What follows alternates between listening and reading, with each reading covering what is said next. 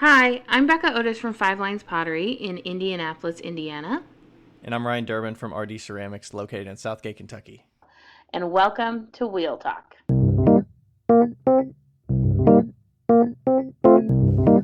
Hey guys, we've loved answering all of your questions so far. If you'd like to hear your question on the podcast, please send them to us on Instagram at Wheel Talk Podcast or by email to wheeltalkpodcast@gmail.com. Thanks. Did it. Got it. We got it. Got it! Hello. Hi, we're live. We're live. Oh my god, I have the cutest goddamn cat. She's just like Babs is snuggled up. laying.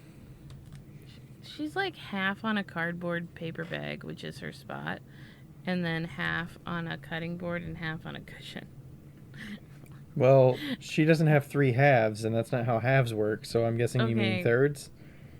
No, not really. Like, half is the cutting board and cushion, and then half is the paper bag. But it's like in an upcline, you know, like a Incline? uphill. That's what I meant. And An upclimb. We should call it that. an upcline. Walking on a steep upcline today. She just looks very comfortable, and I wish I was her right now. Oh, she's so cute. Soon enough. Hi, Ryan. Hello, Becca. How are you? What's new? Oh, what's new with me? Yeah. Well, what's new? It is Wednesday. I started ADHD medication yesterday. That's new. Mm-hmm. So What sparked you to get on that? I know you have in the past. I feel like I've been like decreasing in my ability to do anything recently, and so I think even in January I was like, I need to get back on it, you know? And so That long ago? 4 months ago? Yeah. You started Yeah, like realizing it? Yeah. Okay. And so I went to the doctor. I even like was proactive getting a doctor's appointment, which is big. And yeah, so he put me on one that I was on in college. I think it was on this one in college. It's Strattera.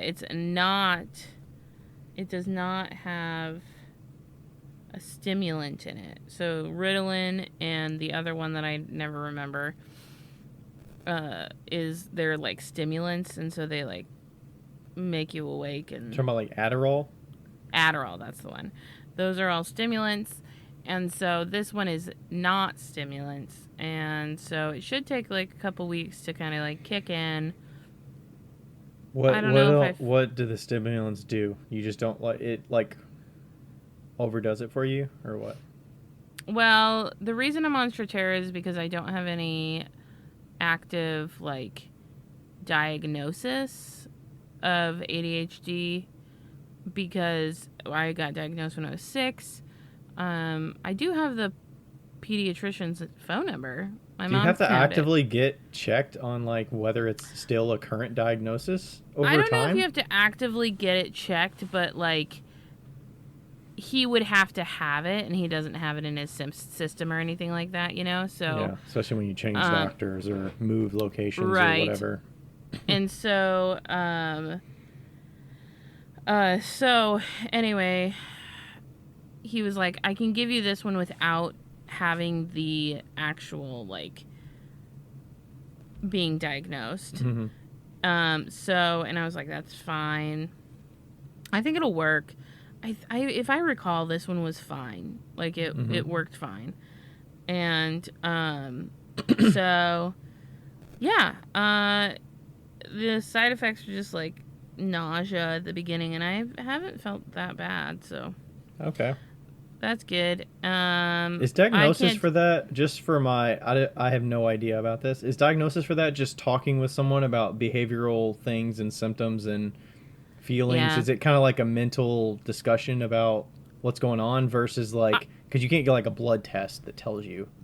Right, you can't get a blood test. I want to say, this is not based in fact, but I'm Googling it right now. I would suspect that's the only way that you could find that out, is to talk about certain scenarios, and maybe there's prompts for, have you had this happen, and what do you feel in that situation, and... Right. I feel like you would need, somebody told me recently that you have to, like, go to a psychiatrist for, like, 3 months and get assessed, but I feel like you'd be able to get assessed, like, quicker than that in some ways. Otherwise, you could probably just tell them what they want to hear, and you could get diagnosed if you truly wanted to. Not that people would abuse it that way, but I'm sure they don't want to just open it to that. I'm sure so many people abuse it that way because, like, Ritalin and Adderall are those drugs that, like, people are like, oh, I took it and I got through my test. I'm like, yeah, of course you did. Like, it's supposed to, like, zone you in. And what's crazy is that, like, for normal people, if you took Adderall, it would, like, put you in the zone and, like, keep you, you know, straight and narrow. For somebody with ADHD, it would just make you fucking normal. So, like, yeah. So, it's funny being somebody that has been diagnosed with ADHD for all of my life and seeing, like, the most recent, like, uproar of ADHD-ness on the internet. It's, like, hilarious. There's uproar about it? Oh, God. There's so many people who are like, I guess I'm ADHD, blah, blah, blah. And I'm like... Oh, like it's overdiagnosed or self-diagnosed? I think it is, personally. I think it is. Kind of like when some people say they're OCD, but it's like they're just talking about being a perfectionist or something. It's not like... They're not medically diagnosed with this thing. Right. They're just kind of using it as a way to say... Yeah. Okay. It's like self-diagnosing yourself with autism or something like that. Like, there's a fair chance that I may have autism, but I'm not going to say that I have autism until there's, like, a solid diagnosis, you know? And I may not. I may just have really extreme ADHD, like, which I definitely do. It was funny because I was doing... I'm sure you saw the story. I don't actually know if you did because you were on vacation, but... I did a story about how, like, I can't, like, plan for shows because that's just not something I can do. I did find out about that. I mean, I did see it, but I did find out about that. Yeah. And in the story, in the very first, like, 1-minute segment, I get distracted and I'm like, is there something on my nose? I thought that was intentional. No. It was, like, so not intentional, and, like, everybody was like, that's just, like, icing on the cake right there. But it's so much more than that. It's so much more than just, like, getting distracted. It's, like, there's so much, and, like, you have to kind of, like, cope with certain things, and I've been coping for such a long time. I was just talking to somebody who's diagnosed really early on and in her 20s was like, nope, not taking medication anymore. And she was like, I so wish I was taking medication again. And I feel the same way. So yeah, it's wild. But in light of that, I'm trying to be way more proactive with getting stuff online. I'm really trying. Hey, you've been hitting it. I've been really fucking trying, and I'm in this, like, weird spot. I told somebody, I was like, I'm in the peak. I'm in my peak. The peak of my life, the peak of my artistic life is now. Like, all of my shit is so fucking good, and nobody's buying it. Is it Is it something where if the sales don't come, your hides are gonna drop if the results aren't coming? Because I feel like it could be like, you know, go. Because you definitely put in the effort on the front end, and then you hope that the back end of it is gonna produce results. Yeah. No, I don't think I'm that type of person. I am like one of those type of people that when I was little, I really wanted to find earthworms in the backyard, like really, really bad. And I don't know if you've ever been to Colorado, but it's really fucking dry, and there's very few earthworms. And I started at like 10 a.m. and I went until it was dark outside trying to find a goddamn worm. I'm like one of those type of people that just like goes. And if I don't get the result, it doesn't really faze me all that much. I know that it'll pay off eventually, and it's good for me to do it regardless. Mm-hmm. Will I be bummed if it doesn't work out? Yeah. Will I have to quit this and get a regular job? Also, yes. You know, so it's like kind of one of those things where it's like, it's gotta work. I've gotta fucking figure it out. I've gotta figure out how to make it work. So. You just gotta keep trying stuff and see what sticks, see what doesn't stick. Yeah, and it's not like I have bad products. I don't. I have fucking great products. Like I said, I'm at peak productness. Mm-hmm. You know? So, it's just figuring out how to get it out there. Yeah. Feels like back in the early days. Yeah. Yes, it does. Which is the same, like, it's the same situation if you were starting with shitty pots. You got to figure out how to sell them. You're just more confident in the work that you're producing and the quality's there. And the price is higher than, like, the people that have shittier pots have the price on their side where it's, like, cheaper. It's more... Right. Exactly correct. Their audience is a lot wider because the price is lower. Yeah, you're right. And, like, yeah, I have a little bit of a disadvantage just in the sense of my price point. And, like... And the niche of just the product you produce. Like, earrings are not going to appeal to most males. Unless they're buying it for a female. Like... Or they're gay, or they're trans, or whatever. Like that, yeah, for sure. And, or they're just, like, wearing earrings. But, yeah, and I think that... I know that my fancy cups aren't going to sell online. I think I've just figured that out. Like, once you touch them, that's what makes them nice. And it's got to be an in-person experience. And we've discussed this. And so, I'm not putting my focus on those as much anymore. So, Yeah.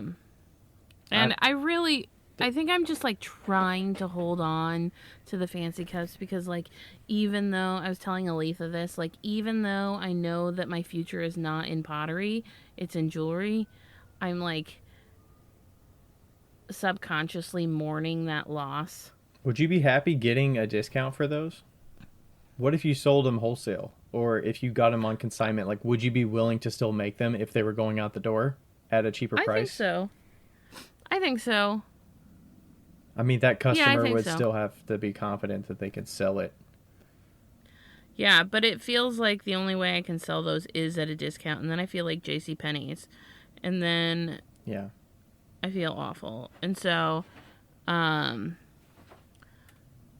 yeah, so I think that I'm just, like, realizing that, no, Becca, if you want to live in your van and you want to eventually be completely mobile, jewelry is the way it's going to have to be. You have to give up the fancy cups. And I mean, there could be a selling angle with your fidget stones that, hey, do you really love this? Would you like something more functional? I get it. It's a big jump in price, but if you're like, they get the taste of the fidget stone, the smoothness and the tactile. So then, like, the next up from that would be the small fancy cup, and then the bigger fancy cup. Yeah, we'll see. We'll see how the future holds out. I'm not, like, betting all my money on the fancy cups, but I'm not, like, totally giving up on them. Yeah, but maybe they would work in a gallery setting. Like, maybe there is a gallery that would be willing to partner with you, that would, like, have that trajectory elevate them up. Yeah, you know. Yeah, for sure. So we'll see. We will see how that goes, and. Right now, barely making the rent money, but we're making it. I'm trying to get 800 subscribers. How many? That's what I'm trying to do. You just started it. When did you start it? The subscriber thing? Probably like a week ago, and I accidentally had it at $5, which was not my intention. So I had to figure out how to get that gone. Now it's at 99 cents. So Okay. I'm trying to get like $800. 800 subscribers would be How many are fucking you at as of today? So there's amazing. long-term updates. 13. 13? Yeah. Did it start? Were those at the $5, or did you get a bunch once it went to $1? I had 6 at the $5. Okay. And like 3 of them were like my best friends. Okay. And so, and I was gonna tell them that they could like, you know, cancel it and then get it one for Does $1. it pay? Does it take their money immediately when they do it? I have no idea how it goes. I want to subscribe to a few people. I'm just not financially like able to right now, but maybe I'll subscribe to Hope's because hers is only $1. Yeah. I saw you could gift them, which is a cool option. Oh. I was considering doing that, but I kind of want somebody to like submit a little blurb or something, and then I pick 5 random people and gift it to them for yours. Well, you don't have to do that. No, I'm saying because the more people you have, the more incentive that you'll produce content on there so that you will keep up with it and be consistent. That's my thinking. Yeah. And I have been doing weird shit, like stupid shit, you know, on it. But I will do stuff. I am going to do stuff. It is kind of fun.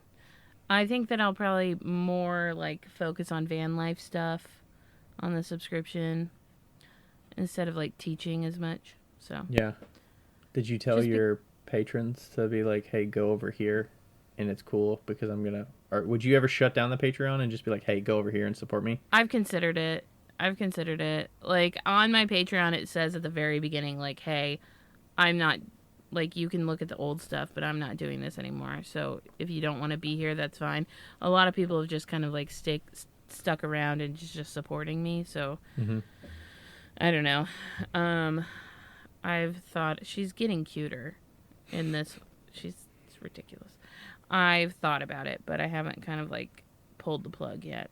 So, but I am confident that if I keep hucking, like, if I keep just... Did you hear back from any of the businesses that you sent things to? Or did you No. follow up with any of them? No. You should follow up. I probably should. At least send an email. Okay. I'm in like a weird depression transition right now, so it's been hard to follow up on anything. Or just add it. Add it to a list. Okay, I will. For your perfect sunny day of when you're feeling up to it. Yeah. And hopefully the list doesn't depress you more that you have a list, but hopefully, yeah. But I'm hoping that once these drugs kick in, my life will change. It probably won't, but that'd be nice, wouldn't it? How are you? Tell me about your trip. So we just got back from vacation. It was Friday, Saturday, Sunday. It was about a 5-day trip. It was Rachel, myself, and then 2 of our friends, and flew to Dallas, Texas. Visited Dallas for a couple days, and then we drove to Houston, and then saw Houston for a couple days. Came back home. That was our first time in either of those cities, so... Which one was better? Better. That's an interesting word. Better. Better in what way? Which one did you enjoy more? So, probably Houston. Okay. But I don't know, like aesthetically, I would say Dallas maybe looked a little bit nicer. Dallas is a very designy type town. Yeah. Lots of designers. I mean, and I'm trying to think back to like, there's also like a recency bias a little bit because we were in Houston last, which we just got back home yesterday. So, right. But the main takeaways, I guess, from like just in general from the cities, like Dallas was a shit show with their highways because it was just so confusing. It was like spaghetti. There were highways everywhere. Like, I don't know how people navigated without GPS back in the day in cities like that.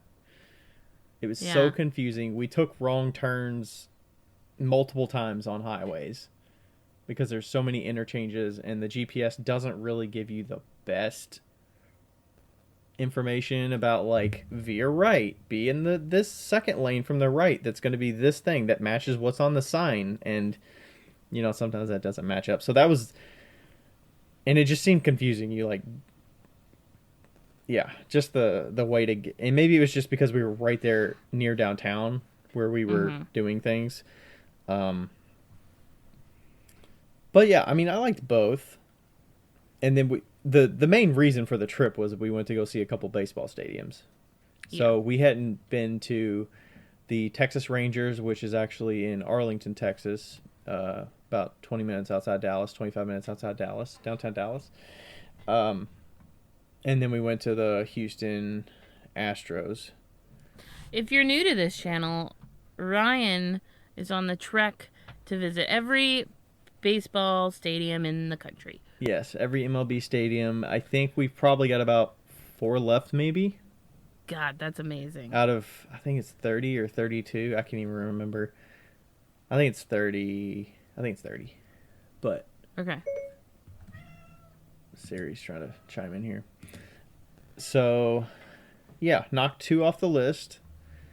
And I think I like the Rangers better between those 2. Okay. They were both indoor, which was nice. Being in Texas, it's a little hot, especially that. Hot. I mean, that first day we were there, it was like 90. It was really hot, but Okay, continue. It was surprisingly green, though. Like, I didn't expect to be so many trees and so much greenery. Yeah. There, I expected it to be more like deserty or sandy, but it when we were driving, it kind of reminded me of North Carolina a little bit, like Raleigh, North Carolina area, where there's a lot of greenery lining the expressways, and the trees are different, but it just made me kind of think of that. It wasn't very like hilly and stuff, but it was more green than we expected. So, would you like to guess how much it costs an hour to run the AC in the Astros stadium? How much it costs to run the AC for an hour? Yes. 50 grand? No, it costs $1,000 an hour to run, and then it requires almost $750,000 to replace every year. Oh my gosh. Does it? So we were under the suspicion that both of them have retractable roofs. I'm not positive the Houston one does, but I think the new Globe Life does. The Astros Arlington has a does. fully retractable roof. Okay, so both of them are fully retractable. Autumn? Yours is being all cute and mine's being all annoying. That's a difference. That's we swapped. Very, they swapped. very meowy. So yeah, it was a good trip. Got to get some good food, do some fun activities. Yeah, it looked like you had so much fun. There was like you did like an indoor putt golf thing. Yeah, that was really fun yesterday. They have one of those in Chicago, Monday. and I think we should go up and do it. It was fun. It was kind of bar scene where you can get some drinks and stuff and hang out. And it was like $14 a person, which is like, whatever. It was 9 holes.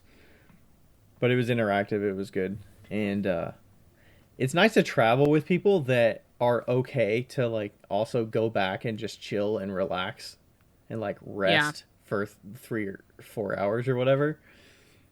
And it's not a big deal.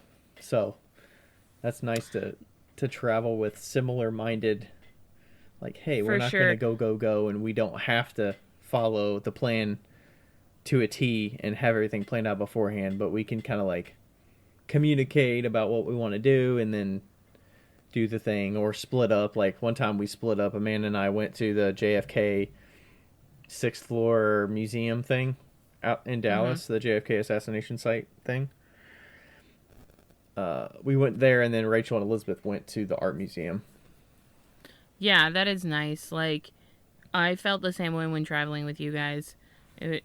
It's so nice to like be with people that I don't know how your like childhood experiences were with like traveling or like going places. Like for me, one of like the biggest one one of like the, I guess, most outstanding memories is like my family in like Disneyland or something like that, and it's always like go go go go, have to hit all these spots, blah blah blah. And like the last time I went to Disneyland, I went with my two friends, and they were like, yeah, we don't have to do that, it's fine. And I was like, wow, this is great. Yeah. I mean, I'm kind of like, I do want to get my money's worth, but Yeah. I'm not going to go outrageous with something and spend a ton of money that, and I don't expect others to spend a ton of money for something that they're like barely interested in. Right. So, and it doesn't have to be like a ton of money, but even if it's like, hey, we go into this museum for $20 or whatever. Yeah. Like, if you don't want to be doing it, it's not just $20. It's 2 or 3 hours of your life that you got to be doing this thing that you're not interested in for the sake of the people that are really interested in it. So, yeah, that's why I travel alone a lot because, well, I mean, it's like just one of those things. I've not really ever found people that I match with on a like, I don't know, not an emotional level, but like just a doing things level. mm-hmm. Like, I just want to like stroll around town, maybe hit up a farmer's market, you know, walk through Trader Joe's because I'm a fucking weirdo. Like, you know, I just want to live like you live there, and most people are like, let's go do all the things, and I'm like, Yeah. eh. Yeah, the first day we just kind of walked around this little shopping area that we kind of stumbled upon because we needed burn time before checking in the Airbnb, and you know, there was a pottery studio there, and I checked in there and saw what was going on, and then there was other shops, and there was a plant shop, and you just kind of find things that you can split off. Like, there's a record store, and I went to the record store, and they kept walking through the other shops that were nearby, and you can split up. And like, if it was just Rachel and I'm sure we would have hit a bunch of like vintage shops and thrift shops, and we would have went to different areas that have that kind of stuff. But like, they're not as much into that, and we didn't want to just go to just spend money and buy things.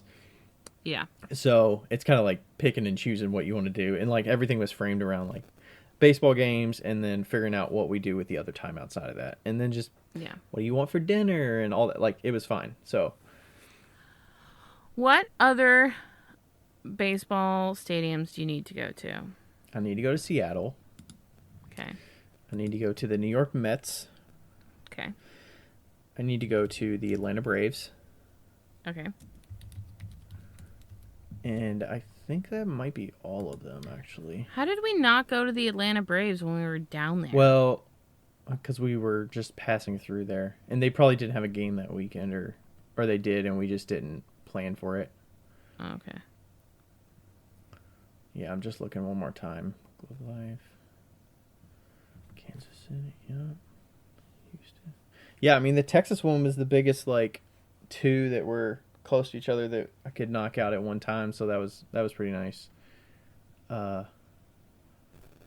I've been to all the rest of these.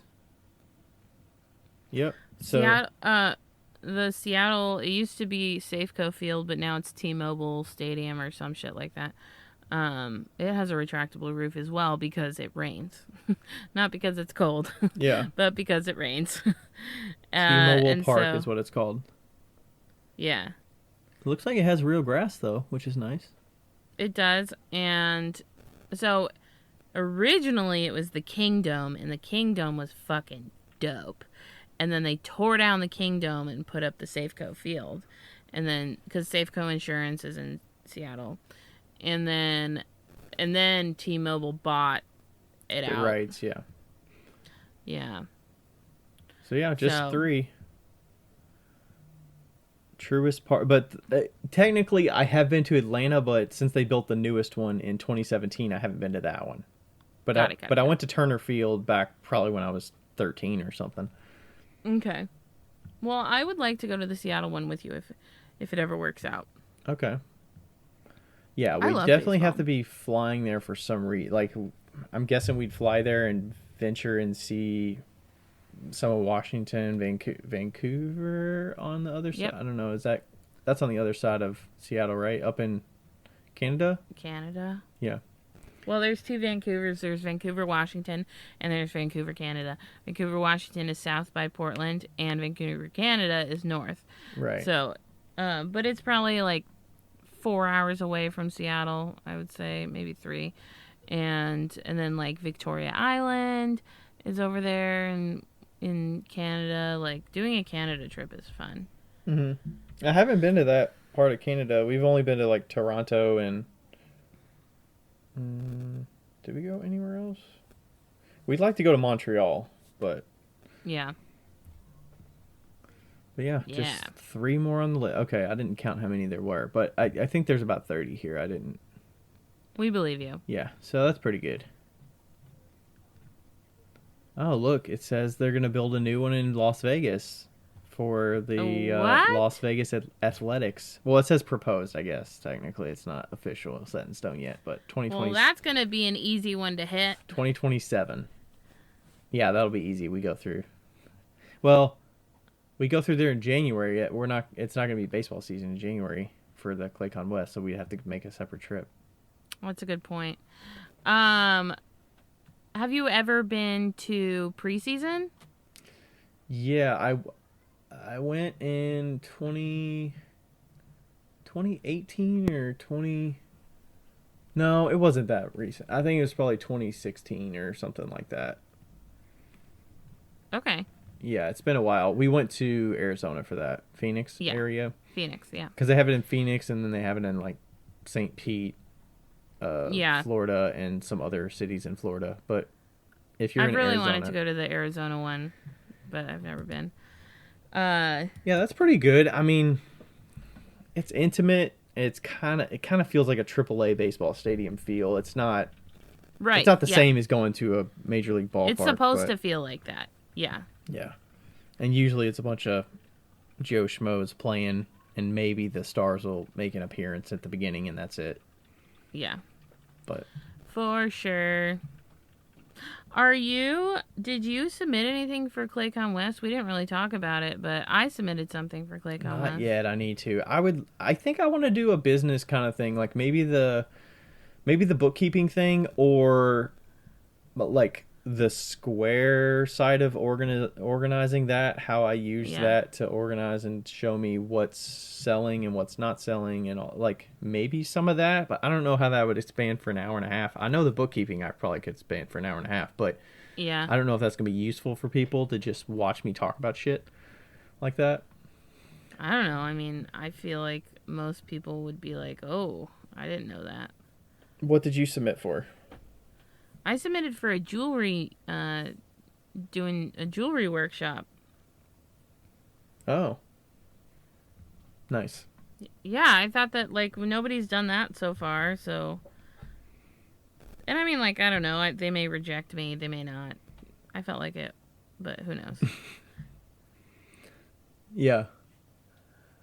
And then we can see, like, I don't know if it's even worth submitting one for the Wheel Talk thing, if we want to try another topic and see or not. I don't know. I would rather I mean, you could do your own thing, I could do my own thing, it's fine. Yeah, and I think that it's good to just be like, Joe, if somebody doesn't show up, we'll do it for Wheel Talk, you know? Right, we can fill a spot if we need to, but... Yeah. For shizzle. All right. Do you want to answer a listener question here? Sure. I just realized I got these like bites on my arm. I think it was because I was pulling some weeds around the tree yesterday. I need to put some salve or something on it. Okay. First question is anonymous. I would like to remain anonymous as I'm embarrassed having worked in ceramics for so long and know as little as I do. I'm a part-time ceramic artist that makes a lot of random shit, including mugs and tumblers for drinking. I heard an episode where someone said you have to have insurance in case your mug breaks and someone spilled hot coffee on themselves or something like that.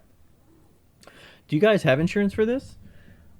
I had looked into it as part of my home policy, and it is $659 a year.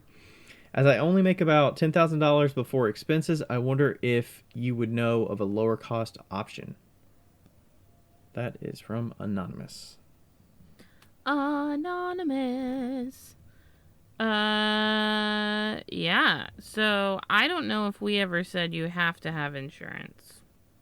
I think we said it was probably a good idea. Yeah. But, Did you go for a period of time without it? Because I certainly did. oh, many, many years. I currently don't have it. I'm supposed to. Yeah, it's kind of based on your risk tolerance and what the potential you would have, like how much you're selling and what risks are involved and the types of things you're selling And whose studio you're in and stuff like that. yeah. So, like, I am supposed to have liability insurance for my studio that I'm in, and up until Supposed April, to have it I did. Supposed to have it because of your landlord? Your landlord expects Yes. it? Okay. Yeah. And I will be getting it in the next couple months. I just need to make a little bit more money so that I like to pay it all up front. So, and I was trying to get a quote through Progressive, but also, like, I was on the phone to do it, and they kept trying to transfer me, and they couldn't transfer me. So then I was like, you know what? This is a sign. I'm just going to wait. It's a sign I should wait for another day. I mean, that sounds miserable, trying to wait on hold to figure that stuff out. It was awful. And as far as I looked, the cheapest option is Progressive, from what I can tell. And that was like $4 something a year. 400 and something a year, and that's just strictly contents of your studio, the value of the contents in your studio. I think it might have been both. Fire, liability and flood. No, not flood. It's liability and like protection of wares or something. Like if somebody stole something, or if like Right. your booth fell over and you lost all these things. But my past insurer was State Farm, and State Farm was like $400 just for liability, and then it went up to like $600, and that's why I ex-nayed them. I was like, no, I'm not doing that. So, yeah. Yeah, they have so much flexibility with what they can charge. Like, you wonder where their numbers are coming from, because Right. you're just some Joe Schmo off the street asking for a policy. Like, why would they give you any great deal? And also, do not feel embarrassed or bad that you don't know this stuff, because nobody teaches this stuff. So it's not like you'd have to go looking for it to find the answers. So how much do you pay? So I actually I've only had my policy for about 2 years, maybe 3. Maybe this is my 3rd year. So I think I got it right in 2020. And I pay right now. I'm paying $195 a quarter. So that's about $800 a year. That covers the value of the contents of my studio, and I gave them like an estimate of how much all the valuables are worth and stuff like that. And it also includes the show liability. I can't tell you the numbers of the liability coverage and all that stuff offhand, because I don't probably $2 million. I don't have the policy sitting in front of me, but pretty much any show that you do that's going to request a liability coverage, like, it's going to be part of that coverage that I have. So, and the reason I started getting it was like, hey, I'm doing a lot more shows, so I'm exposing myself to more weather conditions. My pieces are more valuable. I have more inventory at shows. Like, there's a bigger risk of me losing things and having big losses if some shit were to hit the fan. And then also my studio. Like, I have a home studio. My policy is through the same people that have my homeowners and my car insurance and things like that. And they're like, hey, you've got the small business. I got it quoted a couple years before I actually ended up paying for it. And they were like, if there was a fire from your kiln, like, that would not be covered under your homeowner's policy, because you're doing it as like a form of business. Like, you're making revenue from it. It's not a hobby, and it wouldn't be covered. So they gave me the options a couple years before I started, and I didn't want to pay for it. So I waited it out. And then I started paying for it. I was like, you know what? I should be more used to do this business expense, because once I do this full time, like, I don't want to have to incur that expense all of a sudden and be like, okay, well, now I'm shot $800 that I wasn't already accounting for. And that's the reason I started getting it. So you were going to ask something? I was going to say... Oh, I was like, you know, this person that mentions like spilling a hot cup of coffee on you or whatever like that. I personally have never gotten insurance because of my fear of somebody else like doing something, you know, cutting themselves or something, like suing me. It's mostly because of the fear of myself. Yeah.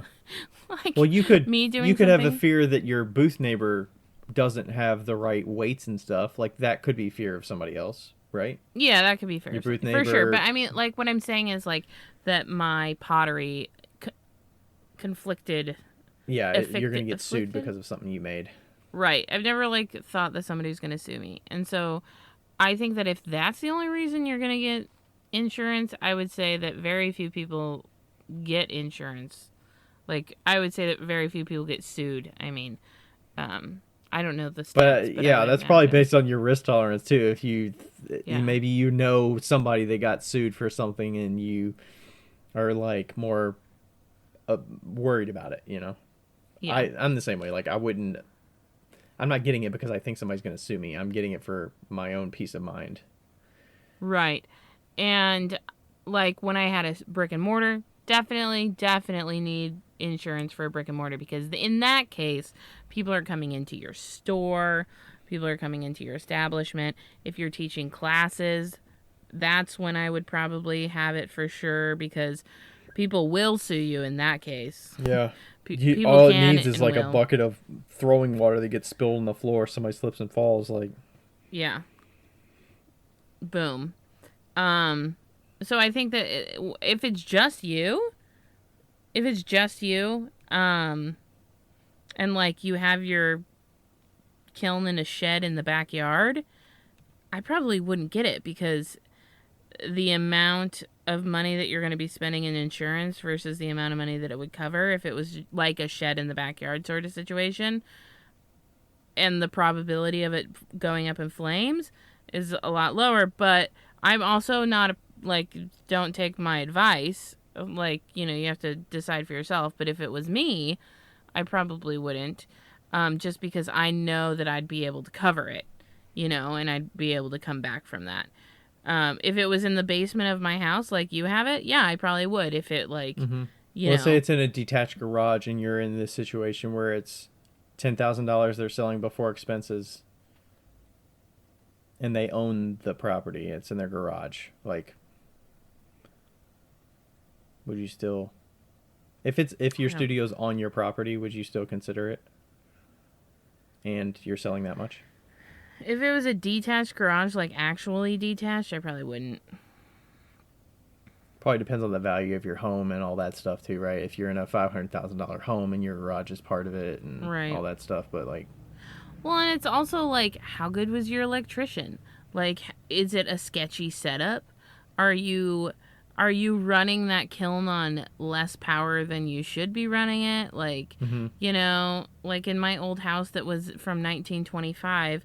I'm surprised it didn't burn down just because of all the power I was pulling out of it. Like, yeah, that's a good point. Like, if you're like, I don't want to spend $1,000 to get an electrician to actually hook this up, and I get somebody else to hook it up that is not like double checking all the specs from everything, and they're like, they know what they're doing, but you know, it's not professionally done and all that stuff, and you've had issues or a plug's burned out. Like, I feel like if a plug on your kiln cord burns out, like, that'll probably get you real quick, and you're like, okay, like, what could this have been?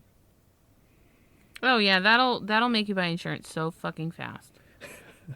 So freaking fast. Because I mean, like, ideally you hope that the breaker's just going to trip and you'll be safe, but you've seen enough of those kiln cords being melted. Yeah, I've had a kiln cord melt to the kiln. Yeah. It was awful. Well, I was thinking the plugs, but yeah, I could picture the cord could also... Oh, yeah, no. It melted to the kiln, and then it lit on fire because of it. into the box, and it completely fused itself to the box. Yeah. I mean, we're working with, like, electricity serious shit, so. Yeah. Electricity is super... Now that we're, like, talking about this more and more, I'm like, Becca, you really need to get liability insurance. Like, it is really smart for us to have, especially if you're in, like, a space like I am. Even if your landlord doesn't require it, it's really smart to have. I mean, it's just, I fucking hate insurance so I think much. it should be something built in that you should need, that, like, you should be accustomed to paying it. It shouldn't be a nice to have thing. Yeah. It's just like your, like, health insurance or something. If you're small, like, you should probably be paying for some form of health insurance. If you, like, what's the risk? Like, in case something happens, you need to be ready. Yeah, but I mean, like, you know, get the cheap, if it's something like that, get the cheapest option out there. Like, get the option that you know is going to be a pain in the ass to all the hoops to get through if something does happen, but you're paying half the price. Like, that's what I would do. Mm-hmm. I'm sure it they still have. covers you. I'm sure they have plans that are like high deductible. Like, are they deductible kind of things where, like, you have a high deductible and then it covers certain things, or that? I'm thinking of that health insurance related, but maybe there's something similar. The cheapest I found is like $400 and something. But that's not bad. $400 a year. Yeah. That's not bad. That'll give you peace of mind for sure. Yeah, that's not bad. That's like, if you're selling 40 cups, that's 10 cups, man. $40 cups, 10 cups. Like, do an insurance sale every year. Hey, guys, I need to buy insurance this year, and I've got 10 cups. They're $40 a piece. And if we could sell all these, then I could buy insurance. There you go. Boom. And we've talked about ACT insurance every now and then. That's mostly for show liability. Yeah, that's for sure. I don't know that you can get just full-on plans from them. Yeah, I don't know either. But also business. with your regular plan, you can always, like, you just send it to them and like, hey, can you write this up? And they'll make, they'll just write add it the up additional and send it insureds on there and yeah. send it off. Yeah. So. Sweet. All right, anonymous, good luck. I'm sure that appealed to more than just this anonymous person, so. Yeah. I mean, it's so hard. And like we said, don't feel embarrassed. It's such a complex topic that is all up to you, not up to anybody else. Yeah. I mean, a good thing is as well, like, reach out to your current policy that you have of, like, reach out to them and tell them you have this business and it's growing and you want to know what options are. Like, don't feel like because you told them they're going to be like, well, we're going to put a asterisk on your homeowner's policy to let you know that, like, we're going to increase your rate because you told us you have a business and you're not getting it insured, so we're not going to help. Like, just get a quote, and it doesn't hurt to get a quote, and also get, like, quotes from different people and see what works. So do it. Yes. Do it. All right. I'm going to lay back in my chair. Do you want to read the next one? Yeah, I'll read the next one. Do you see it? I'm pulling it up. Okay. Pulling it up right now. Oh, it says, discussion idea for the podcast. Moldy ceramics, staining, and vitrification. There's such limited info on this online. And when you type in mold, it just gives you slip casting molds. Thank you. Love the podcast. Earthen Goat. All right. We're not going to get deep on this. I'm just going to basically refer you to other people that are way smarter than us about moldy ceramics, vitrification, stuff like that. So, For Flux Sake Podcast is what I'm going to point you to. I think I partially listened to this one, but it's titled something about moldy clay and whether it makes your clay more plastic.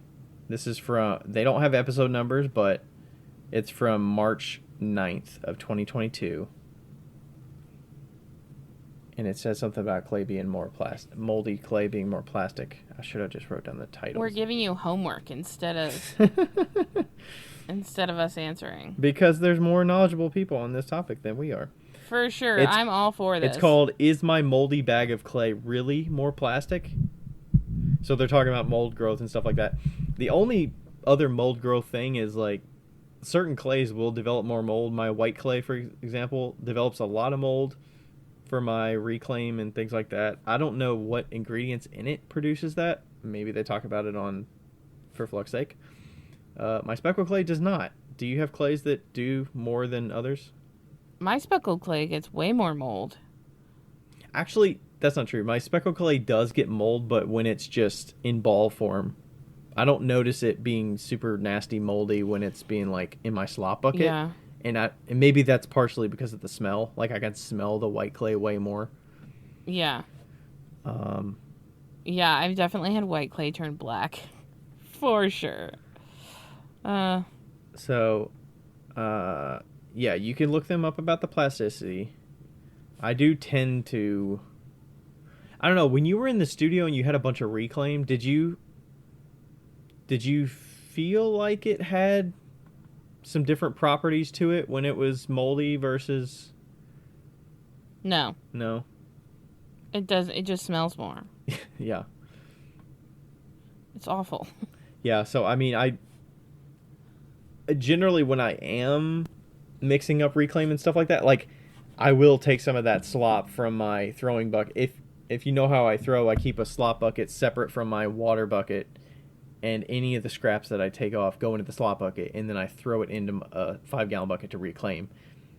And then I'll top that off with dry trimmings so that it's a mixture of dry trimmings with no water, and then the slop, and then maybe some throwing water to like resubmerge. So I don't know if there's different properties of fine clay particles in the slop bucket more so than like dry trimmings, but maybe that has something to do with the different plasticity as well.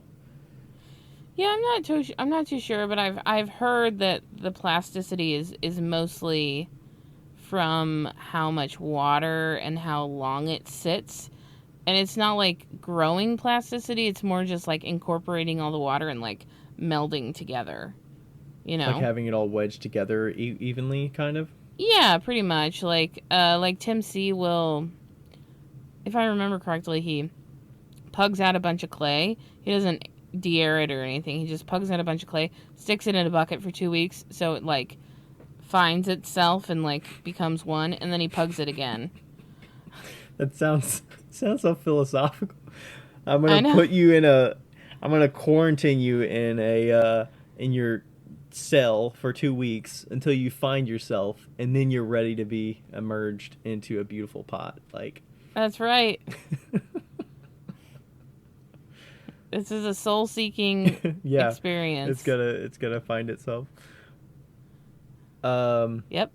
I'll skip to the vitrification thing because there is another couple episodes about that For Flux Sake. This is from November 11th of 2021. It's tied, and I want to say it's most likely on this episode or this other one I'm going to list. It's called The Gang Tackles Porosity and Clay Body Issues. Porosity. And then the other one is from 8/18 of 2021, which is titled Food Safe Glazes, Kiln Cooling and Sourcing Test Glazes, which was their second episode, or maybe that was their first episode ever. Wow. The only vitrification stuff that I remember from their discussion that I can't remember exactly which episode it was from, I think it was from one of those two, was that Matt is very keen on vitrification where the absorption level is lower than 1%, is what he is in favor of. And I think they discuss a little bit more about like cone 6 clays versus cone 10 clays, and you can what you truly need to get to reach that 0.5% or less than 1% absorption. Right. There's some people that believe, I would be in that camp, that believe that like 3.5% is okay and lower. I'm also not a scientist. Has anybody died from your pots? What's that? Has anybody died because of your pots? No. Well, there you go. So, I think it's just, generally I stick away from clays that are cone 6 to cone 10 because the vitrification and the absorption rates. Vitrification is not fully matured.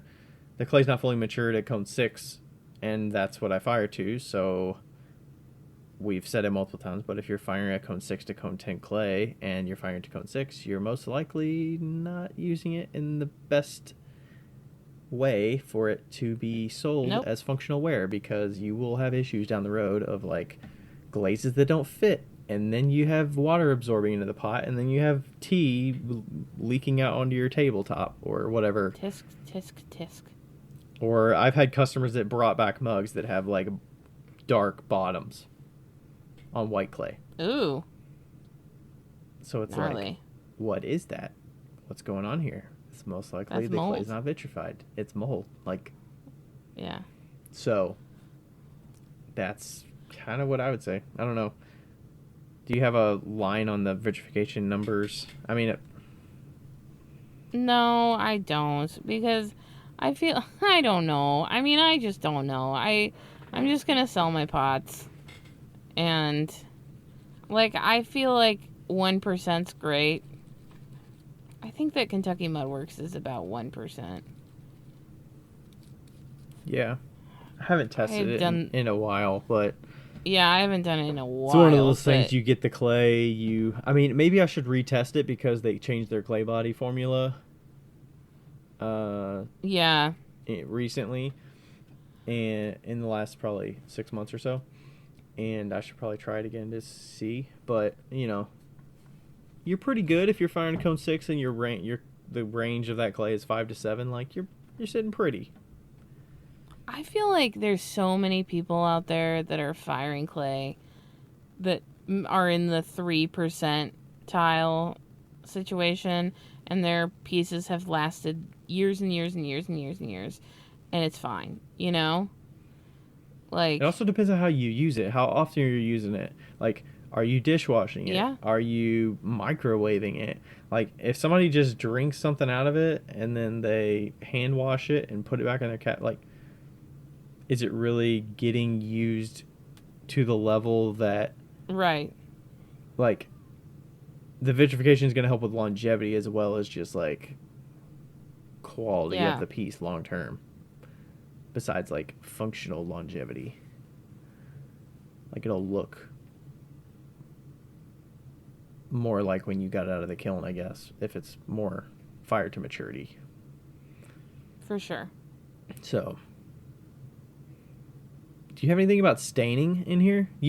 Have you used some mason stains? I use some mason stains.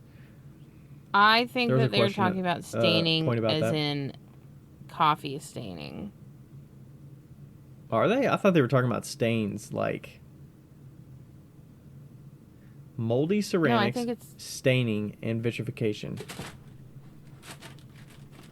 I think it's like coffee staining. Oh, like inside the pot? Inside the cup, yeah. Okay. Autumn, what the fuck?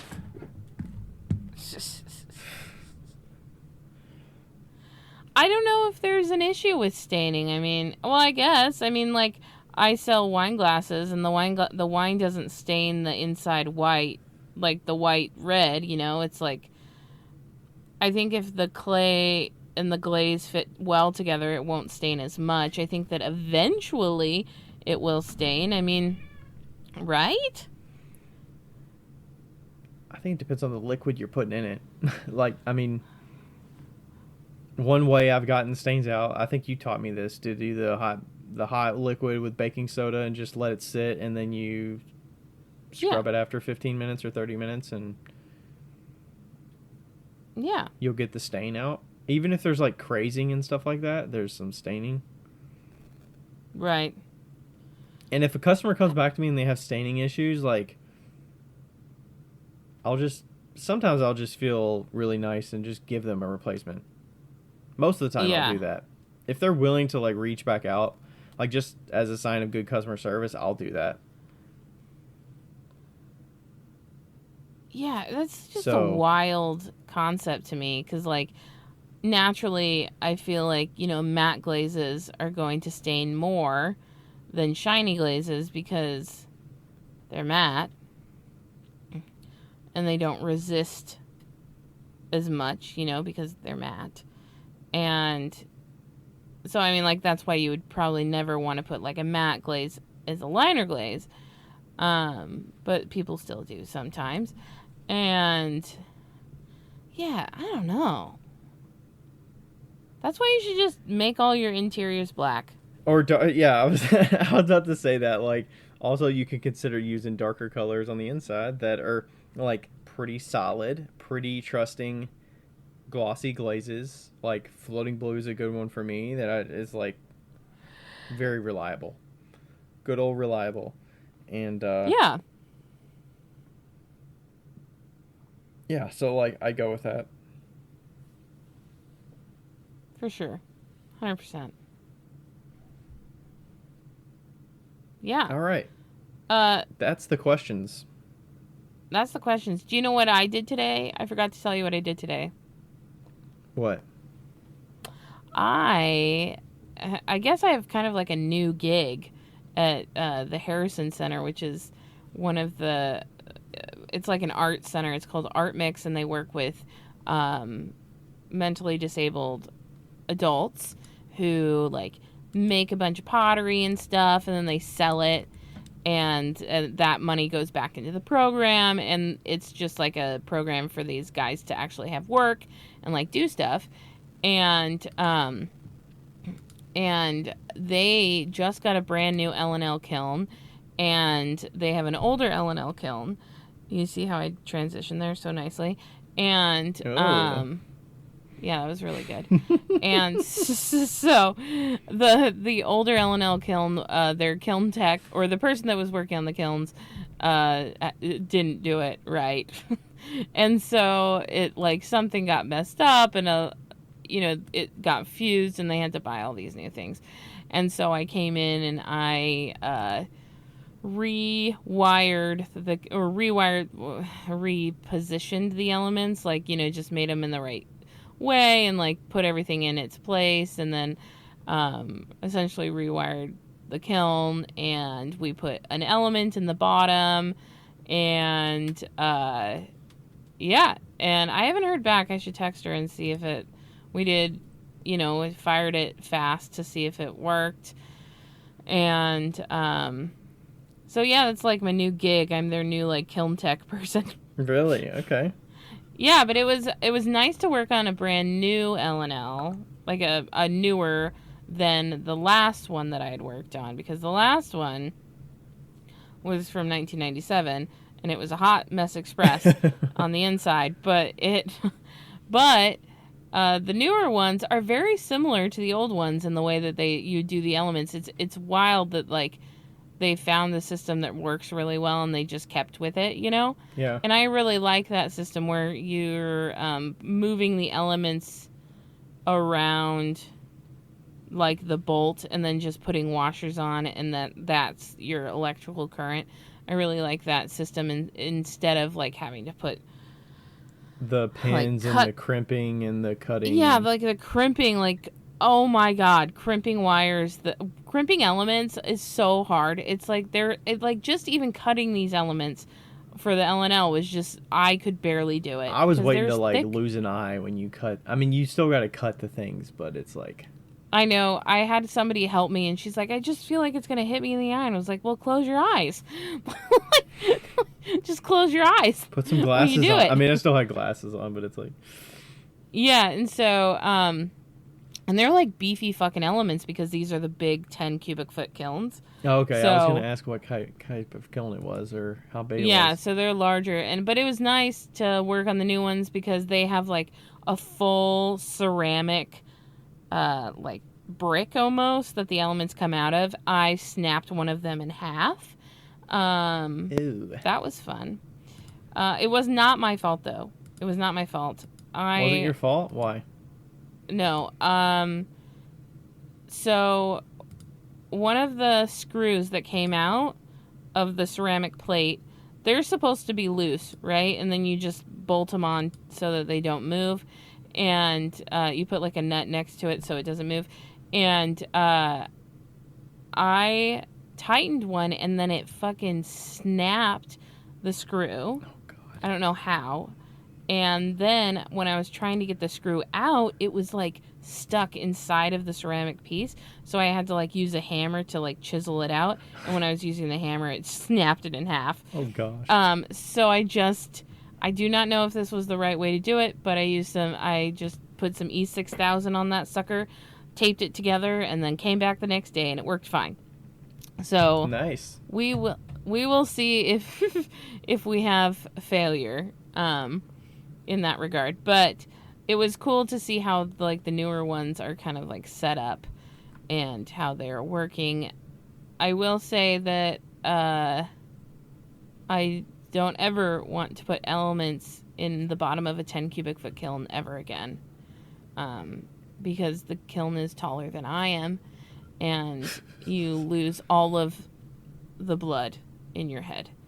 You mean so all the sucks. blood rushes to your head? Yeah, it like rushes to your head and it's just basically pouring out of your eyes. So that was awful, but other than that, it was great. These ones didn't have the Genesis controller. Oh, it didn't? Okay. No, it has the regular controller, but I think all of the brand new ones have the Genesis controller, right? They do. They all include the Genesis touchscreen upgrade, which has the app associated with it, so you can track it and connect to Wi-Fi and all that good stuff. It's not an extra fee to get the Genesis touchscreen. Right, and all the other kilns, it would be an extra fee, I would imagine, all the other companies. So that's really nice. You can still get the old one if you prefer that one. Like, I tend to prefer the older one, just because it's... The Dynatrol. The Dynatrol. Which basically looks like a Bartlett controller, which you've probably seen right. on other kilns, but yeah. I like that one because it's simple. You know, I did like the Genesis, though. You get to, like, you can save programs in the Genesis, which is really nice. Yeah, it looks like you could save it. You can name them what you want. Yeah. Yep. And Fire time on here. Mm-hmm. That's nice. It is nice. The Genesis is really nice. And then there is the option if you want to upgrade the board. You can always do that. If you have a Dynatrol and you want to upgrade it, or you're going to... Yeah. Right, like, I would never pay extra for a Genesis ever again, but if it came with it, I'd be like, hell yeah. You know? Right. You know what I'm saying? So. Yes. Yep. And while we were talking this whole time, I was looking at hotkilns.com. Hotkilns.com. I was trying to see the ceramic thing you were saying that got broke, but I couldn't exactly find what you were talking about. Oh, yeah, it's just like a panel. It's a panel. It's probably like, I want to say it's like 3.5 inches by maybe 5 inches. And it's what the holes come out of. Like, in the older kilns, they just have little ceramic knobs that go over the element and into like a hole. Mm-hmm. And it's just to protect the heat from getting to the panel, essentially. Okay, I got what you're talking about, yes. Yeah. Yeah. Okay, hotkilns.com. Yeah, so we'll see if I light a fire in that kiln with the E6000. Hopefully not, fingers crossed. I think it'll be fine. I did consider putting glaze in it. Like, putting glaze in it so it would just melt. Oh my gosh. Wouldn't that be great? That doesn't sound like a good idea. Wait, it's actually like inside the kiln though? No, like, it's not inside the kiln. Okay, then would it get to temperature? No, it won't get to temperature. Okay, so then the glaze would not work as you were intending it to work. What you should do, I guess what you could do, is you would take it off. If you had another kiln, you'd put it in another kiln, connect it with cone 10 glaze, and then put it in, fire it to cone 10 so it's totally together, and then put it on. And then it would never melt, for sure. Could you get a replacement part? Oh, absolutely. That would 100%. Probably not risk your expensive kiln? 100%. Okay, maybe do that. Yes. That's probably like a $5 replacement part. $5 foot long. They haven't had those for years, I don't think. I don't think no, $5 foot long is a thing of the past. It was like $6, and then it went to like $7.50. Oh my gosh. When's the last time you had Subway? Do you have Subway very often? I fucking love Subway. I haven't had it in years. Probably at least 4 years. My uncle wanted Subway for dinner in January, and that's when... You know what? I've probably had it since then. I'll stop and get a Subway. What's your go-to? Yeah, I'm such a fucking simplest. I get a Black Forest ham with American cheese, lettuce, and olives. And I don't know why. Like, I like mayo other or things. Anything like that on it? No, sometimes I put herbs and the olive, like the vinegar and the olive. Yeah. But, like, yeah.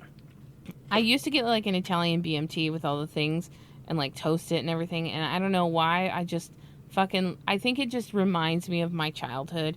It's just such a simple sandwich. Okay. You know? I was the sweet onion chicken teriyaki as my go-to. Oh. And I started getting that back when it first came out. I think it first came out back in the... Shit, I was probably in my teens, maybe 15. Maybe it came out 15 years ago, something like that. Wow. That's wild. Yeah, I was... So back when I was a teenager, I was working at the Louisville Science Center. Ooh. It was a volunteer program. We were called Volunteens. Volunteens.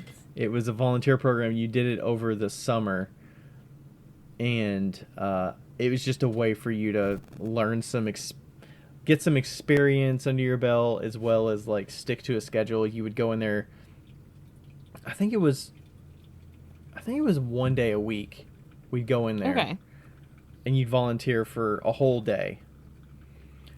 And you'd go around and basically do little experiments at different locations throughout the building. You'd be doing and you're basically demonstrating some science to this little activity you're doing. And you kind of like communicate with children and like young adults and whoever's at the science center that day. It's a lot of like school groups and shit like that.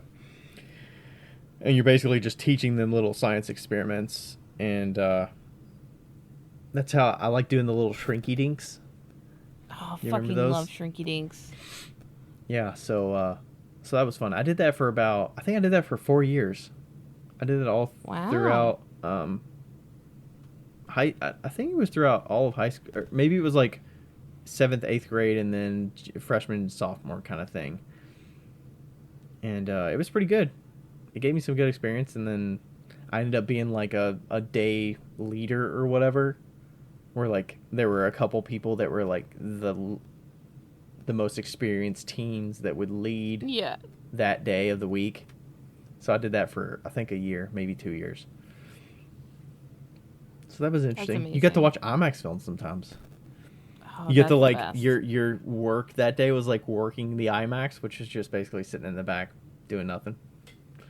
That's not for the whole great. day, but just like for certain periods of time. Yeah. You like get scheduled to man the IMAX theater. Hell yeah. Which is just sitting in the back watching and helping people out if they have issues or something. Yeah. That's awesome. All right. What's the topic for the day? Well, I can tell like that just be prepared. Ryan and I, look at me. Ryan and I, what the fuck is the world coming to? What is going on? Becca is speaking grammar. Ryan and I are about to be in argument debate mode. If you've never experienced Ryan in debate mode, it is infuriating sometimes. So here we go. Probably infuriating non-bit debate mode as well.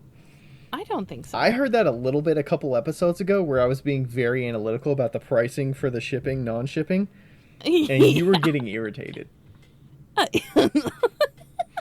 You were like, what the fuck? Just charge whatever you want. Like, there should be no thought to this. Just do whatever the fuck you want. You deserve the money. I feel like, is Becca just trying to get out of this conversation or what? I was. I'm sure I was.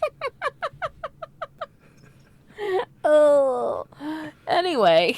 All right, so what are we going to be debating about today? Our topic is Chat GPT.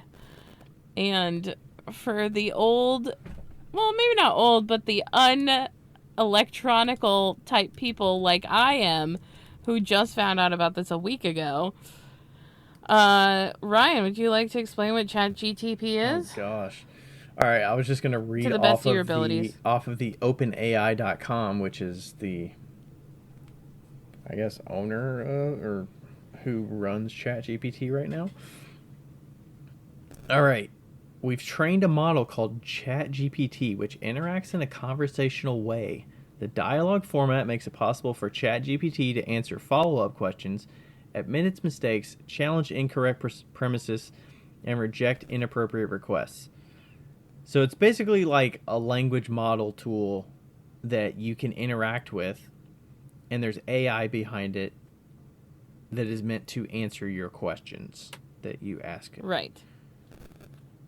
And it's like a learning tool. So when you introduce one thing and, like, let's say you keep having conversations with it, it can remember that one thing from, like, back in the past and, like, implement that in current discussions as well. Right.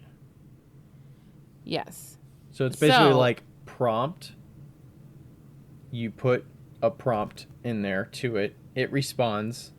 You could provide more context. You could get a more detailed response. You could provide even more context, get an even more detailed response. You know, reword this, but also add this flair to it or this adjustment or... Right. So my friend Nick, I was hanging out with him and he was telling me about it and I was like, what the fuck is this? And so he kind of like explained it to me, and so I found out that they actually have an app now for Apple. I don't know if they have it for Android, but they have an app for Apple. And so I downloaded the app and just started having like little conversations. So my friend has one just about his business, kind of like for ideas and stuff like that. And he was like, yeah, it'll like just tell you how to do something or whatever. And so I was like, okay, well, what's my biggest downfall? Like with Etsy and listing things, it's like getting the tags, and finding like the right words to put in a title and all those things. So I was like, hey, I own a business, blah, blah, blah. And I told it all about my business. And then I was like, could you write me an Etsy listing? And it was like magic. Fucking magic. And it gave me a title that had like all of the right words. Like the fancy words. And then Ryan was like, well, isn't that plagiarizing? And I was like, I don't know. No, you were like, no, it's not. I said no. And he was like, I think it is. And so that's what we're talking about today. is So what is an example of what you used it for? What is a specific thing that you did with it? Okay. Let me get my computer out.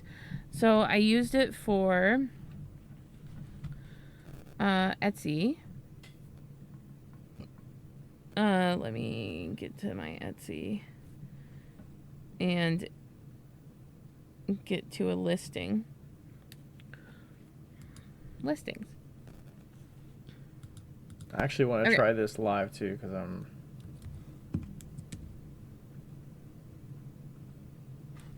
You have to like give it some things, you know? Okay, so for instance, this is the listing for... Oh, that's the wrong price. Oh, I gotta change that. I'm glad we're doing this. So this is a listing for the yellow handcrafted speckled clay hoop earrings, modern and tumbled, 0.75 inch statement earrings, hypoallergenic titanium ear wires. That was the title that it gave me.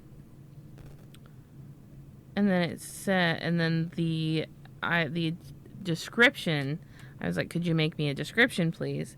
And it says, Elevate your style with these captivating speckled clay hoop earrings.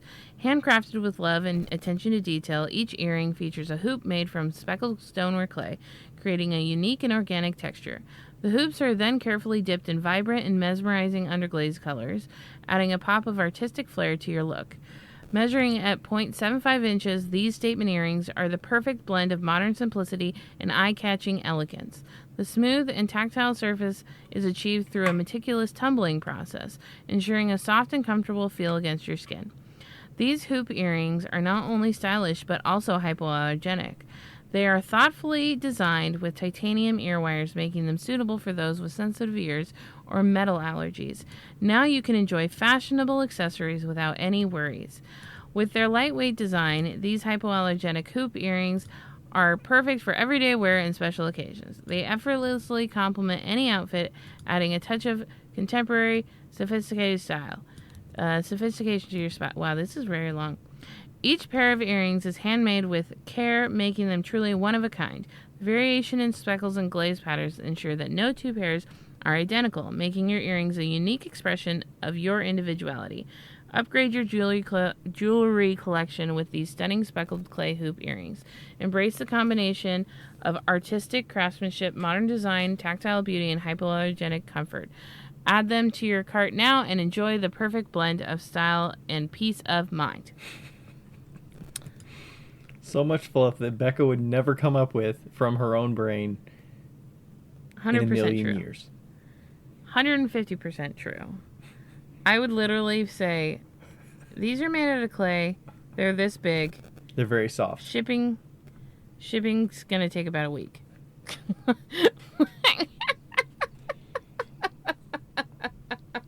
I actually just plugged in one. I'm not going to read the whole thing, but I basically just write a product description for this Etsy listing, and it's a published Etsy listing that's in my shop. And it gives me about 5 paragraphs. Wait a second. Did you put in the I put in a link to it. Oh. And then I was like, shorten this to 2 paragraphs. And we'll see what it says.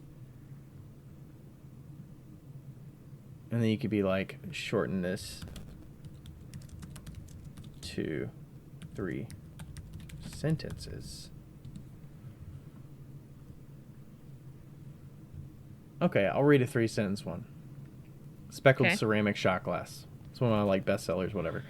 Elevate your drinking experience with our handcrafted speckled ceramic shot glass. Wheel thrown with precision, each piece showcases unique variations and a delicate speckled finish for a touch of elegance. Perfect for serving spirits and liqueurs, this durable and one-of-a-kind shot glass is a must-have addition to your barware collection or a thoughtful gift for any occasion. That's a lot of fluff. I would buy that. So, I think we were kind of starting off with, okay, is it unethical? Is it a tool for, I guess first, is it plagiarizing to copy and paste what ChatGPT has spit out and put it directly into your listing? That's the most simplest way to use it, would be to plug something in. If I just take that description that it just gave me and I pasted that into my Etsy description and just copied it, put it across all the ones that matched it, that were just like it, is that plagiarism? Right. And I think you should ask ChatGPT. Ask him what? Is it plagiarizing to put this description into my Etsy? Because it might say yes and it might say no. We don't know.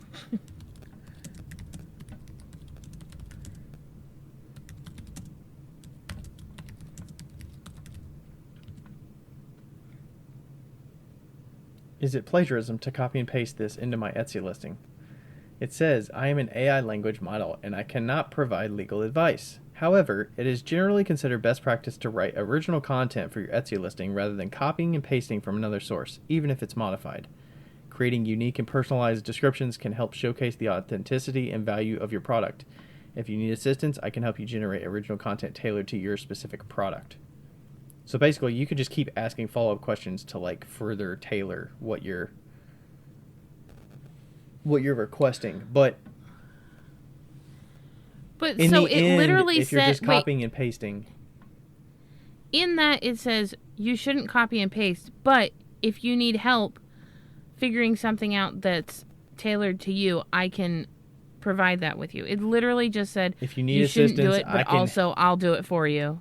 If you need assistance, I can help you generate original content tailored to your specific product. But that doesn't mean it still wants you to copy and paste it. That's like go back to sentence 2. Right. It's generally considered best practice to write original content for your Etsy listing rather than copying and pasting from another source, even if it's modified. Okay. But is it illegal? As of right now, I don't think it's illegal right now. I think it's more frowned upon. I think it's a moral question. Here's my issue. Here's or not my issue, but here's my thought, I suppose. I, as an artist, if you want to call me that, an artist, whatever, I should not have to do this anyway. Like, I shouldn't have to do Etsy. I shouldn't have to, like, write a fucking description about my thing because the picture is what should be selling it, right? The only reason the words matter is because of the SEO and getting it, like, viewed more. So, like, I'm actually fine with not having it write the description, but, like, it's really important for the tags, for the title. Like, there's so many things out there, like, it's just like a tool to help you get ahead. And is that tool cheating? Is that plagiarism? Is that but it's not even like it can't be like, why should you, like, why is it not required of you to write a description? Why is it not? Does Etsy require you to write a description? No.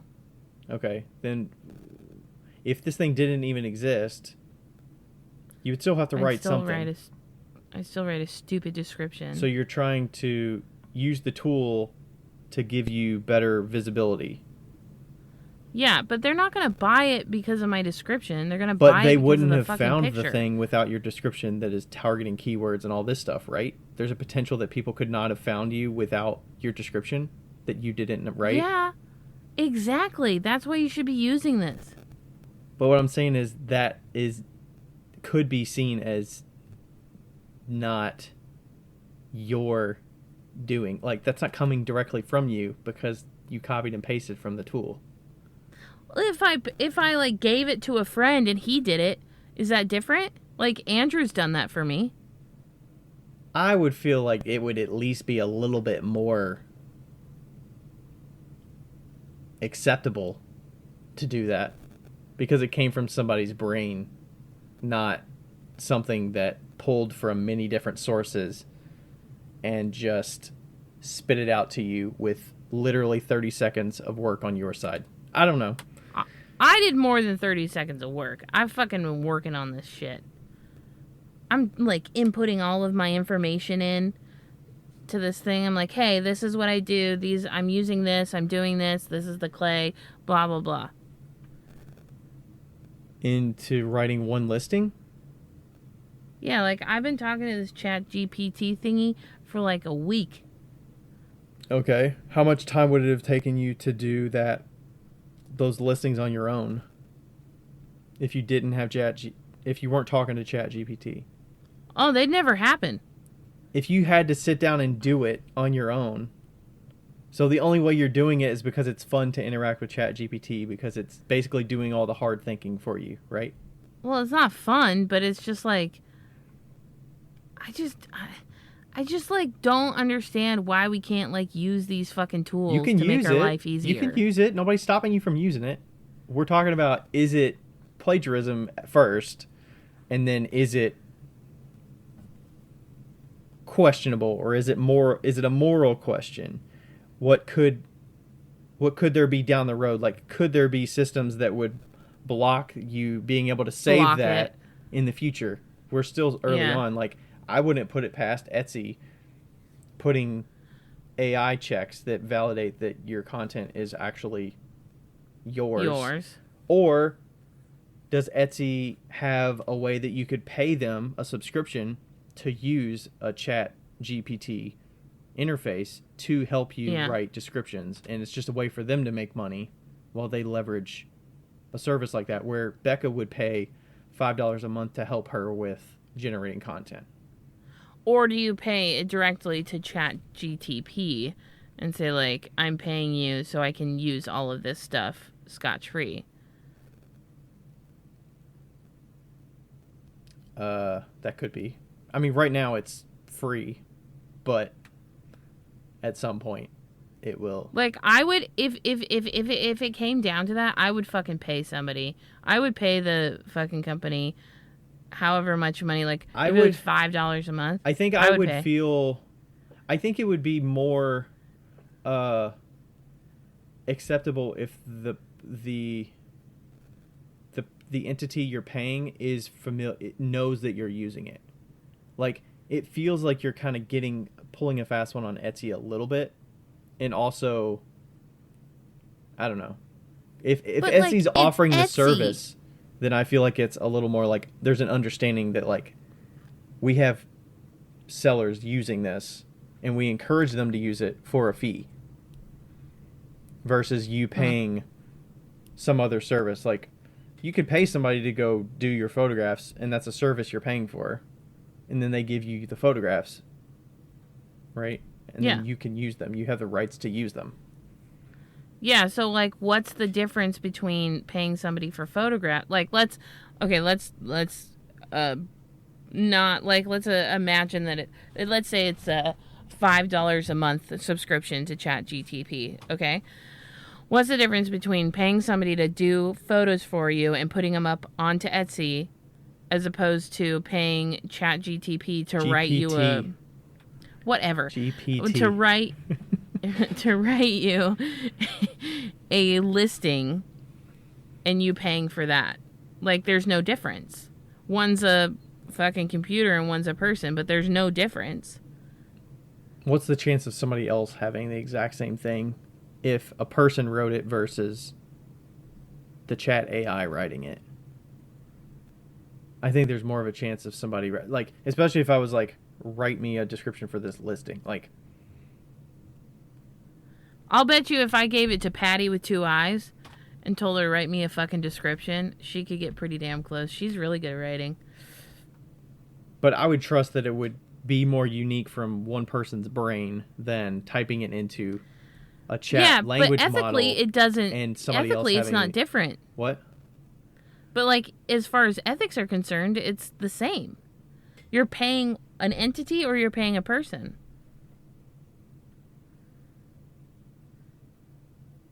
You can't pick and choose. I think the risk of having someone else having the exact same content is what I'm trying to avoid. You're avoiding having the exact same words copied and pasted across somebody else. That's what I'm going for. What are the odds that somebody else has the exact same thing as me? I think the chat AI is more likely to produce that result than you reaching out to Patty with 2 eyes. Yeah, but, like, okay, what are the odds? I get it. It's up to you to tailor it to yourself. GPT, just like it's alphabetical. G, then P, then T. Same answer for someone else. I mean, it's all dependent on the prompt you give it, right? Does ChatGPT give the same answer to everybody? No, GPT does not give the exact same answer in wording to everyone who asks the same questions. While it may generate similar responses for identical... While it may generate similar responses for identical or similar queries, It can also produce different responses based on the specific context, phrasing, and quality of input provided by each user. So if you're providing quality input to it, like if you're like taking the time to educate this chat bot so that it's creating something very specific, then it's not any, like, I would say that it's very similar to giving it to, I don't know, somebody on the internet that you're just like, hey, could you write me up a response? This is what I have, blah, blah, blah, blah, blah. Like, this is my business. Could you make it sound nice? Yeah. I guess it's just, I think somebody has to use their own, I was going to say use your own brain to write the content. In a sense, you could make the argument that you're using your brain to ask it the right questions so you get the certain answer that you're looking for that meets your needs. But I mean, it's very similar. It's very similar to should you be using commercial glazes or regular, or like make your own glazes? It's the same thing. Is it cheating? No. I mean, some people might think it is, but it's really not. Is it because this thing is free right now that it feels like cheating because you're spending nearly zero cost to get something? Is it cheating or is it being resourceful? You could say it's being resourceful. I just think it's a little questionable to take the content and just blanket copy and paste it to everything. But on, like, I just think some of it is producing like so much fluff that it's like it's not really, you can tell that it's not you if they know your stuff, but maybe you're not appealing to people that know you already. You're trying to appeal to broad group of people. And it seems like some of the descriptions are so fluffy that it's like so salesy. Yeah. That it feels icky. And I think that's where it's like not as good for like beneficial, that it doesn't feel natural. Yeah. Like you wouldn't read this out to a customer at a show. Like my speckled shot glass with its delicate speckled finish and durable ceramic construction, it offers both elegance and functional for savoring your favorite Maybe spirits and style. more. Like that just sounds like, dude, like maybe you would you sound like more, a fucking robot. Ryan. No, people want to be like talked with and like talk about like how they're going to use it, and I don't know. I know. It feels so robotic, and if people know you, they know that that's not you writing it. But here's the thing. Here's the thing, though. Like, what I do on the internet every single day is not me, right? Like, I'm fucking, like, trying to fucking sell my soul on the internet right now because I'm just trying to get people to buy my shit, right? And, like, that's not me. I couldn't give two shits. Like, I don't want to do that shit. I don't want to do it. But if I could like, and I'm going to be salesy regardless. Like, I have to sell my things. So I have to be salesy. And if I can have something else do that instead of me doing it, it makes it so much more tolerable for me as a human selling than, and like, especially on something like Etsy where it's so saturated that it almost doesn't even matter. Like, it's just a fucking game anyway. It's a game just to get to the top. You know? Like, somebody could use the right words that they magically know and become a millionaire on Etsy and have a shit product, while I'm over here that has a quality product and I don't have the right words, but I can't get anywhere because I don't know what to do. Right? So, like, for me, it like, ethics aside, like, I might actually start putting, I'm using Chatbox whatever because I'm not smart enough to do this on my own. I might start putting that on the bottom because that would be fucking hilarious. Chatbox TPC on here. Yeah. CBD, Chatbox CBD. I might start doing that just because it is fucking hilarious, you know? But, like, But like for me to do that, On like your own without any separate tool. right, I wouldn't be able to do that, and I think it is just a tool to help you do something better. You know? I mean, like, now here's a question. You are making money because of it, but you're technically making money because of your art. But So people it's wouldn't like, have found your art potentially without GPT assisting. yeah, but you could do a Google search and see the right, like, you could, like, okay, Chat GPT, like, you're not selling your stuff because of your goddamn stupid, fluffy, like, description. You're selling stuff because it popped up in, I mean, the photographs are what's going to show, but part of the right. search algorithm is looking at your text and your keywords and things like Right. that. So, but the keywords you can Google, and that's not quote unquote cheating. And like, I was like, hey, could you give me some keywords that would be good that match my business, blah, blah, blah. And I was like, yeah, these are the ones that would work. And so I inputted those. I don't feel like that's cheating at all. That's actually just being smart. Like, I could do that to Google and it would probably give me the exact same words, right? And the description, I don't think is really selling your piece. It's just like words that are there. I barely ever read descriptions, but the title and the keywords are really what's pushing you up in Etsy. I mean, right? It depends on the customer, your right? picture. You personally don't read the description, but for somebody that's Right. looking for something that holds a certain amount of liquid or something Right. that has a certain function or how big the hoop is, I don't know. Do you have people that are like, how wide is the hoop on your earring? So I Well, know yeah, but that's all in the description. Like, that's all in the description, title, essentially. Yeah, but I would put that in there anyway. Okay. That's like a fact. That's not fluff. That's a fact. Right. That you have to have. I mean, at the end of the day, the earring is a fucking earring. Like, people know what earrings are. Right. They know what colors are. Earring. They know like, what they want to know the if it's size is. hypoallergenic and if it's what it's made out of. Like, that's what they need. And what color it is. So could you go with the most simplified description with a good title? Maybe you use the chat to help you with the title. I don't think that's as questionable with the title. Like, you're literally just going for searchability, and most likely you're going to have the most common information in there anyways, that it's an earring, it's colorful or available in multiple colors or whatever.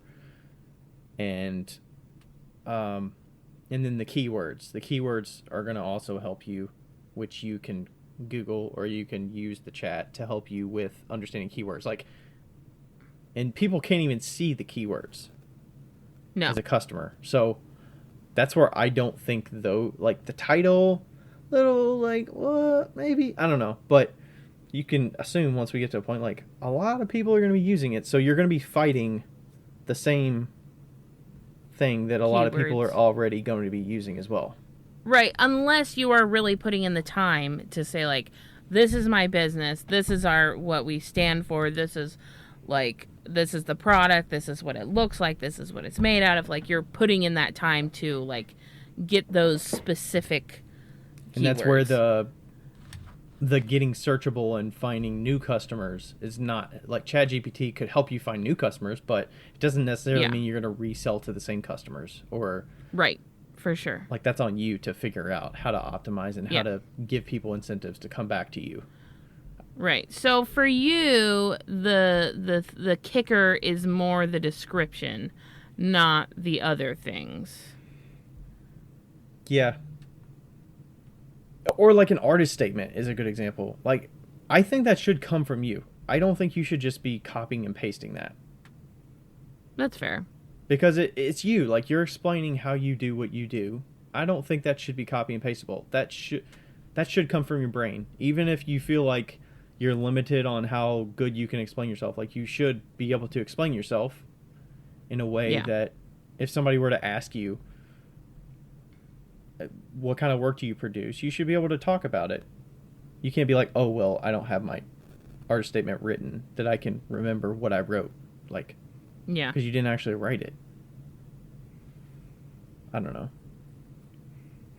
Or like submitting an application with an artist statement that was written by the chat. Does that feel questionable? I think yeah, I don't think that I would do that. I don't think I would do that. What about Now, captions for like posts? I did one caption for a post. Did you put at the bottom written by Chat GPT or something like that? I did not, because I didn't think about that until just now. You should you should do a new name for it so it's funny. Call it like Chat ADD or something like that. Chat ADD. I will. Or Chat something. I don't know. Chat THC or whatever you want to call it. Okay, so I did a post. It is kind of funny. It says, introducing our limited time offer. Elevate your style with our stunning drop earrings and enjoy a sweet deal. Use coupon code CandySigs at checkout on Etsy to unlock this special discount on your purchase. Handcrafted with love and dipped in captivating colors, these earrings are the perfect blend of modern elegance. Don't miss out. And your caption, your otherwise caption that you would have wrote would be, use Candy Cigs on Etsy to get 15% off. Sale ends in a few days. Yeah. It would have been like, yo, yo, yo, I need some money. Use Candy Cigs. I'm trying to see how many views I got on that. Was it this one? I got 3,612 views.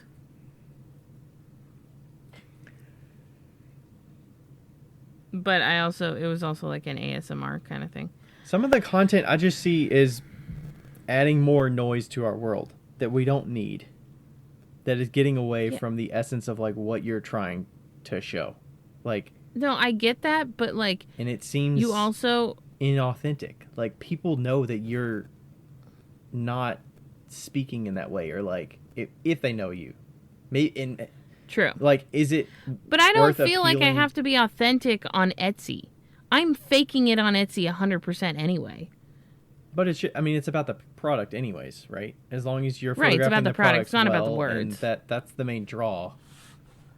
Right. Like, I'm not gonna take this Chat ADD thing and like be like start writing all of my posts. Like, that was a post that was like a seller post, you know. But like, do you think I'm not gonna have it get people to buy the thing or click on the CTA or go to the shop because of some clever caption you wrote that you authentically wrote versus a fluffed caption? Dude, I don't even know at this point. But I don't know. But like, I do think that it would be interesting to. I like the idea of like. I do like the idea of when, you know, you have to write all of these listings so many times, just like having it do a listing, reading it, and then writing one yourself with like some of the words in there, you know? Like, some of the words I would have never thought about. I mean, yeah, finding some adjectives and other ways to describe something is a valid way to go about helping you with the grammar and the vocabulary that you're using. So it's not just like, okay, my mind doesn't have space to think of these other words and like go through, what's another word for ergonomic or comfortable without saying the most basic way. You know, you can go in and just throw in synonyms for comfortable on Google and go that route, and then you got to figure out how to make it sound good in a sentence and all that stuff. But I don't know if it's words here or there. I'm like, okay, well, those are just words that exist and they're related to these other words. But when you put them all together in sentences and you copy and paste sentences and paragraphs, like, that's where I'm like, that's not really you. Yeah. For sure. How else have you strictly just been using it for the Etsy side? I did it for a fair description. Yeah. But pretty much that's it. I feel like. I think I did do a bio with fair because I was like, I don't want to do this. Your bio? Yeah. I still haven't filled it out from Andrew's invite because I got some pictures ready for spoon rest, and maybe I just need to do the groundwork to just get the spoon rest created and put on there.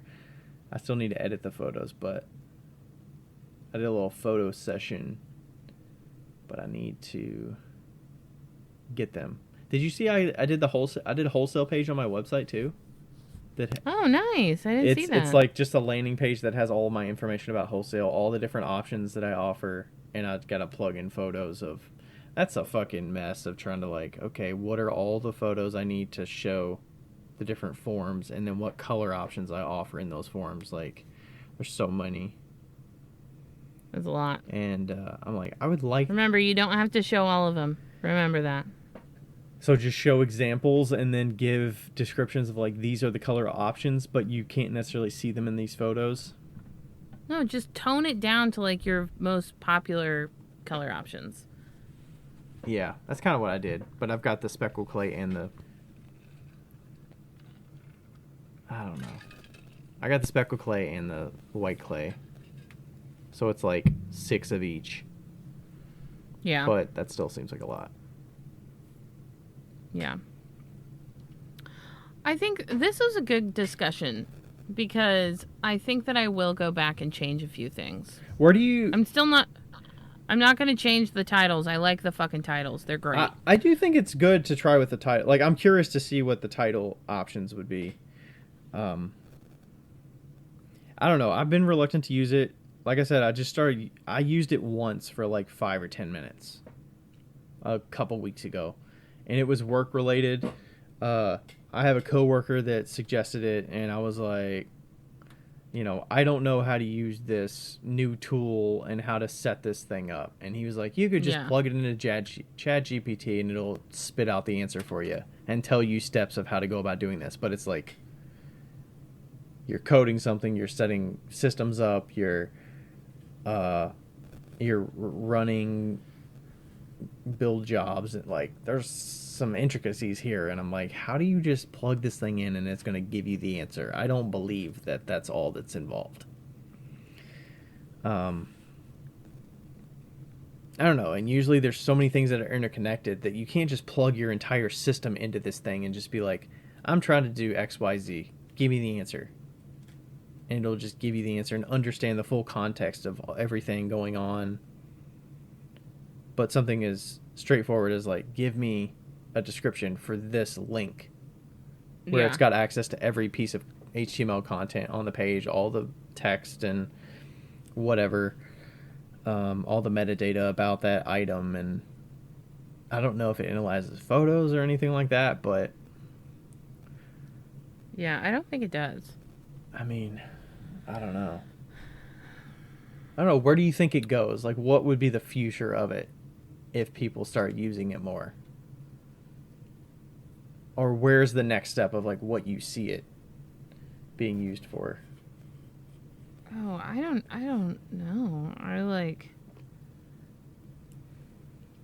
Okay, so I asked if I could show it a photo of something to describe, and it says, as an AI text-based model, I am unable to directly view or interpret images. However, you can provide a description of the photo, and I'll do my best to help you with any questions, descriptions, or discussions based on the information you provide.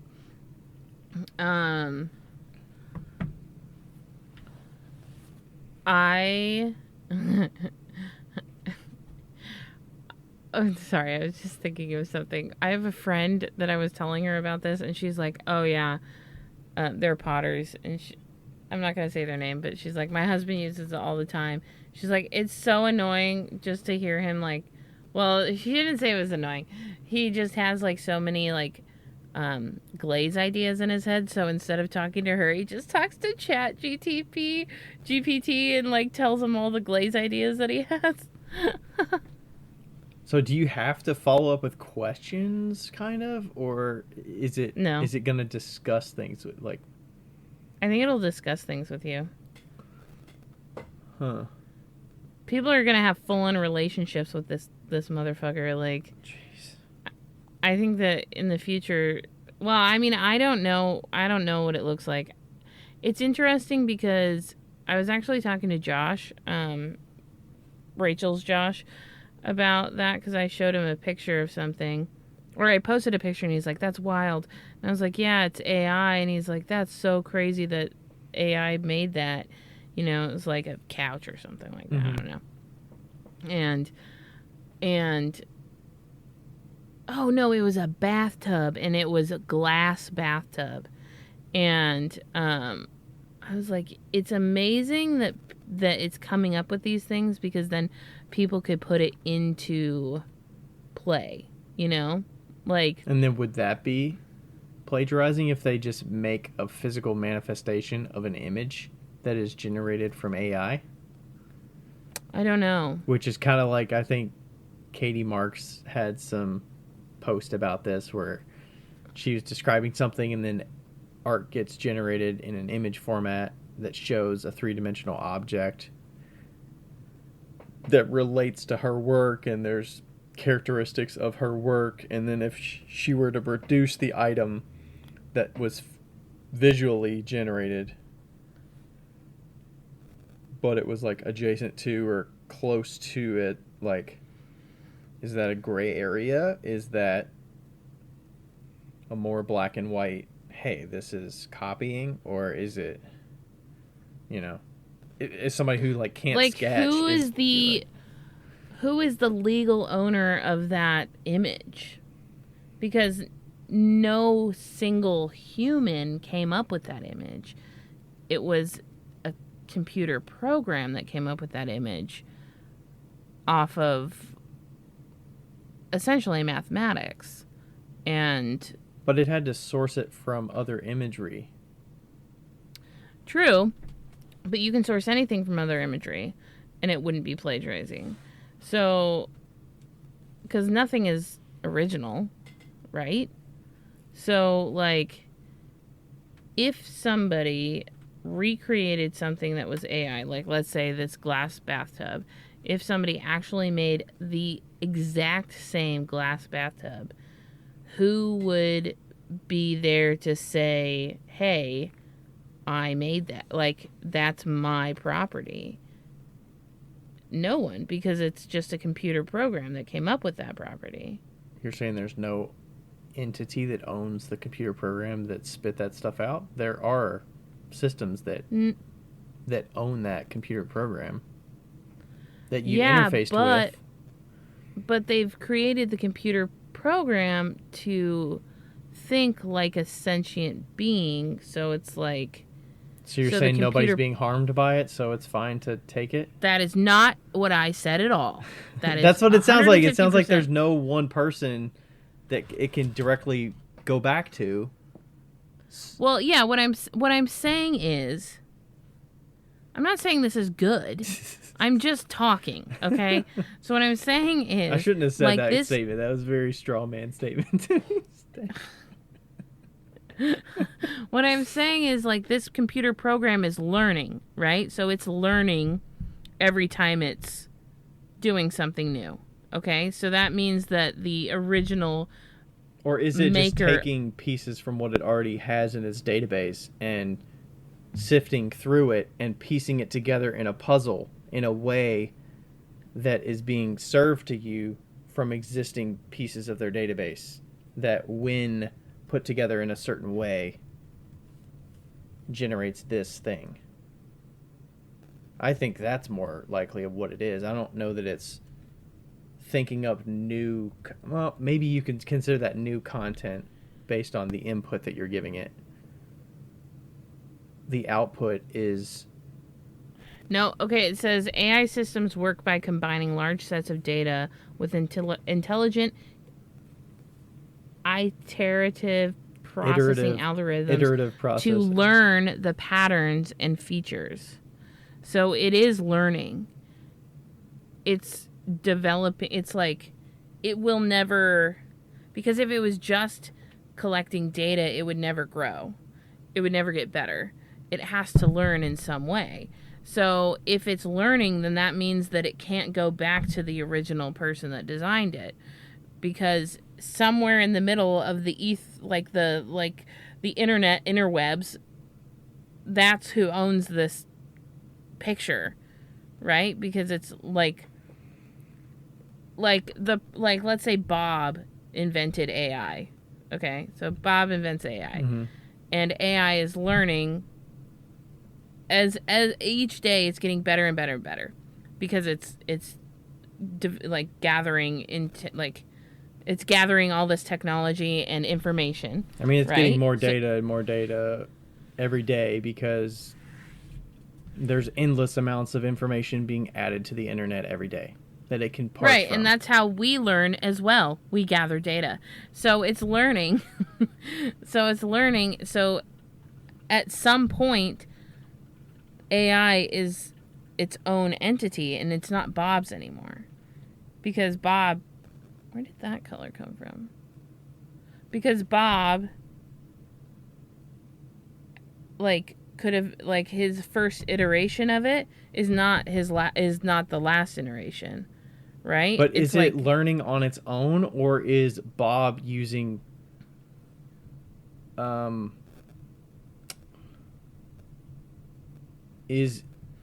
I think the learning is more, it's understanding the best results that are the satisfaction the person on the other end receiving the output is satisfied with the results, so it builds more confidence in the path it took to get to that answer.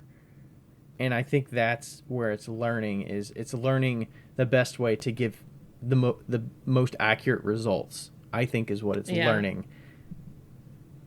It does say on the Google, it says, for now, there is no AI that can learn the way humans do.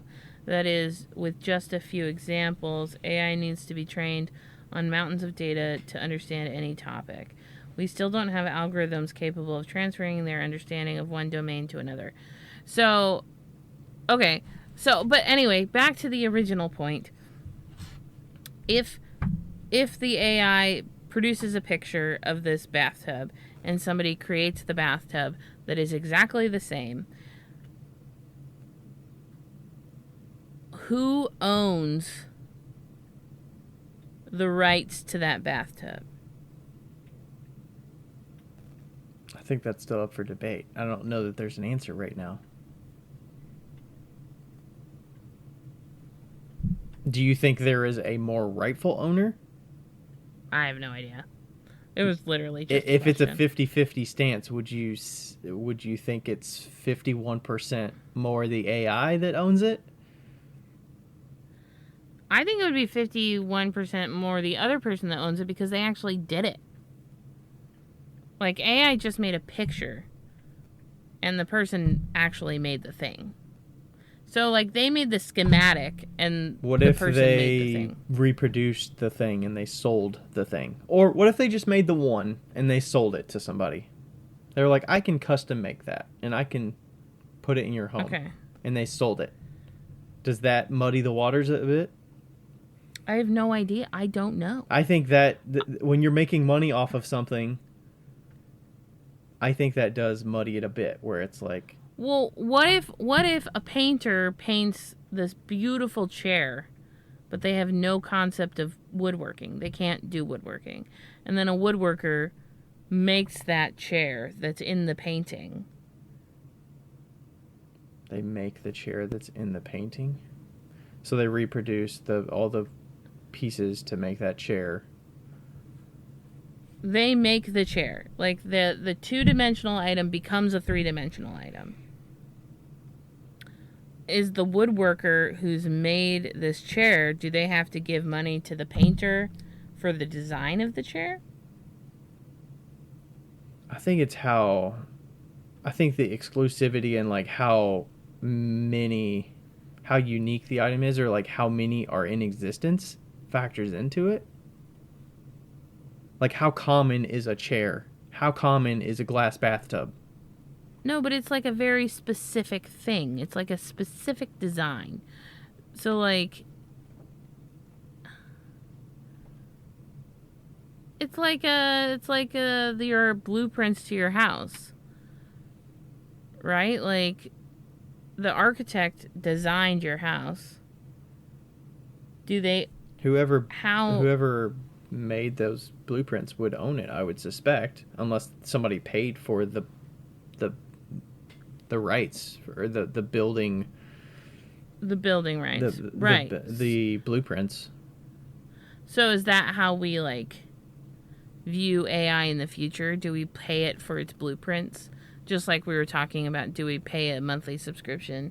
Do you pay the monthly subscription, or do you pay for pieces like a I'm thinking of the apps that are like micro purchases. Or does it become micro purchases that you're... Right. Like, hey, I'd like to use this paragraph. Okay, that'll be 99 cents. Or that'll be 4 cents. And then you're just buying it little by little. And it's so cheap that it's like, okay, I now own a piece of this. And I don't feel guilty about using it because I paid for it.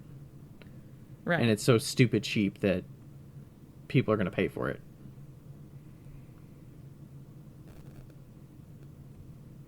Lots of questions.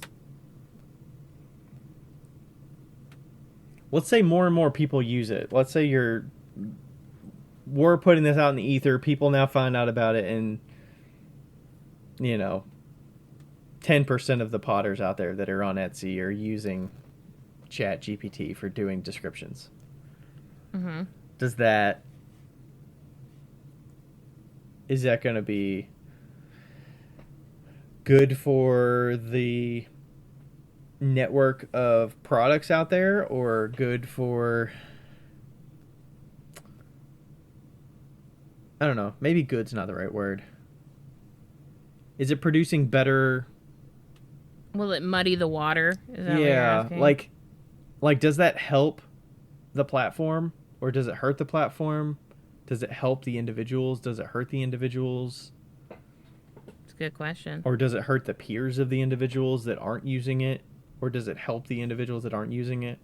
Because they're like, well, I can visually see the bullshit because they didn't do a good job of like parsing this down to something that looks more realistic, like a human wrote it.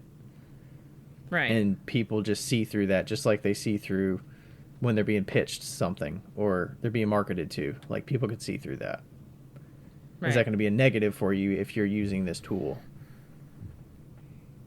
Once it becomes, I think eventually it will. So widespread.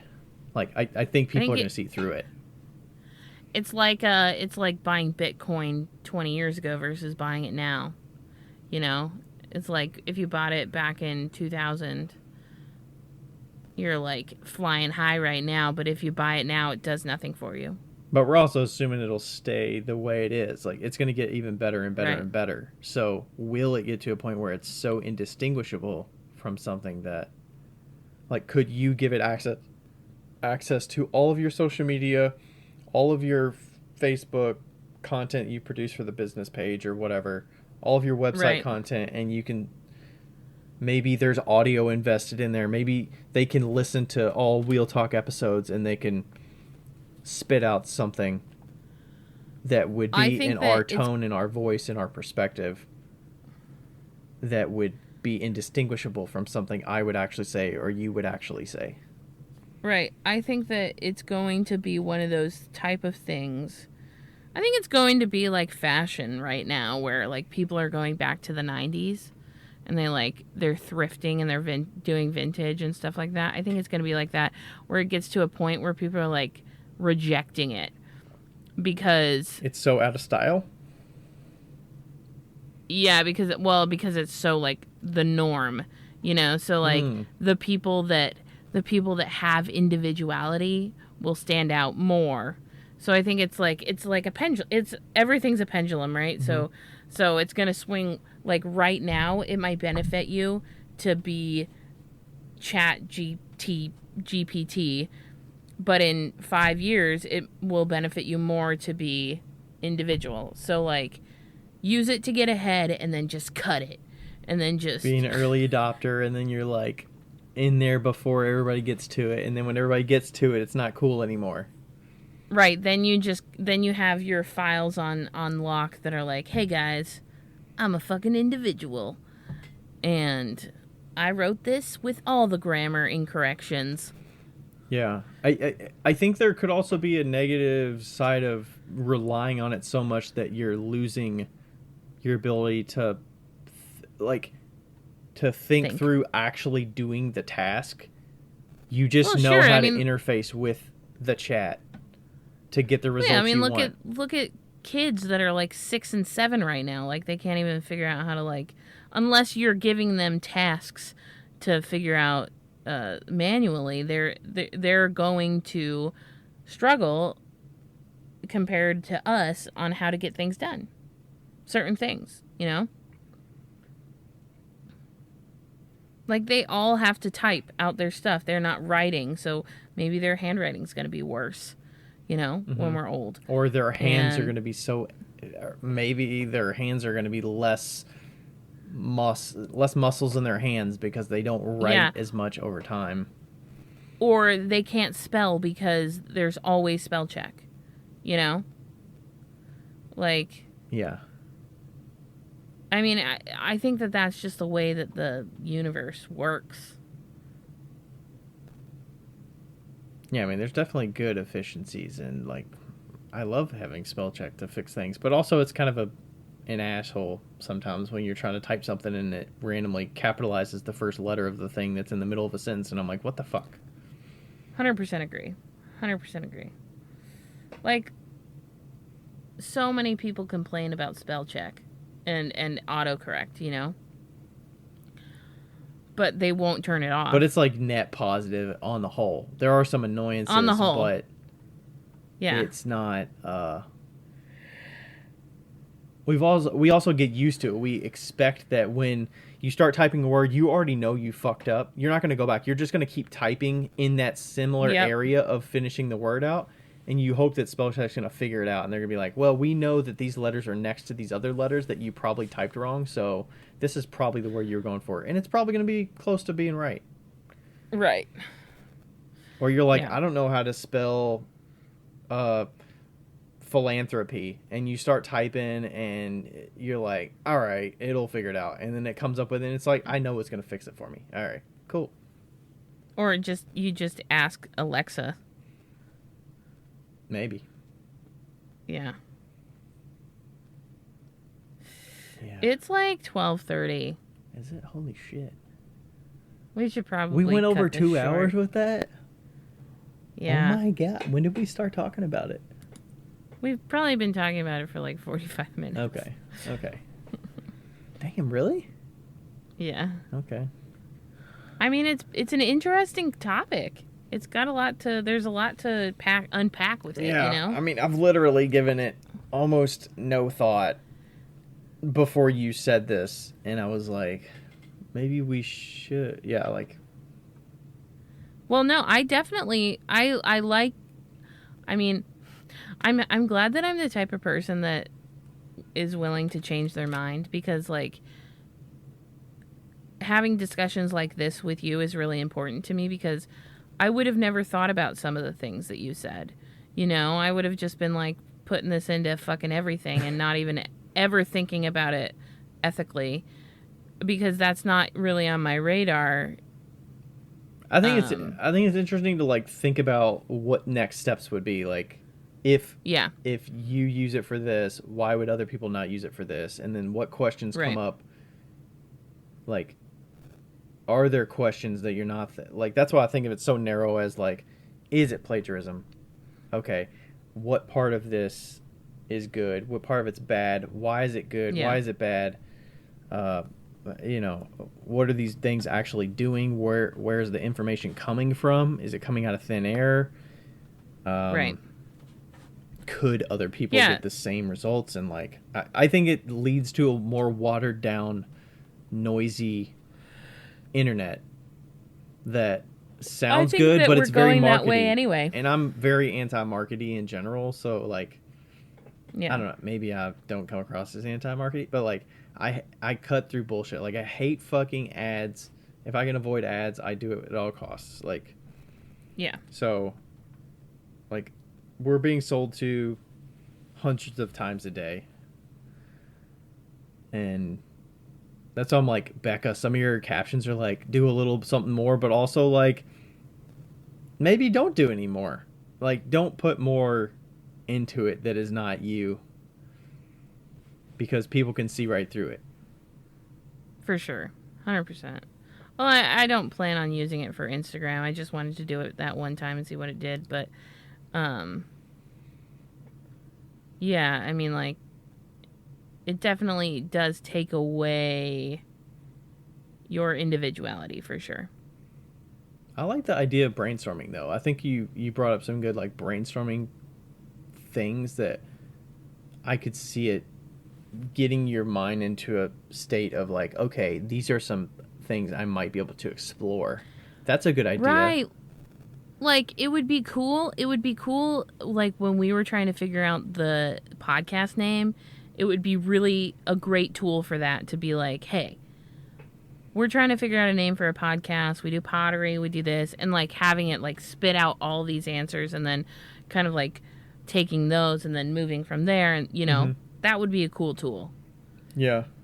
Or like, once it's to the image portion, show me 10 images of pottery with deer on them or something. Or Yeah. a deer inspired piece of pottery or something like that, that's giving you some thought provoking things that maybe you can't just randomly, like, you're still gonna have to source it from somewhere, you're still gonna have to look through Pinterest or whatever, but it's a more direct thing that you can't really just plug into Google because it's not exactly that smart for this specific thing. So like, you know, there's definitely uses for it and like ways to that it beats Google,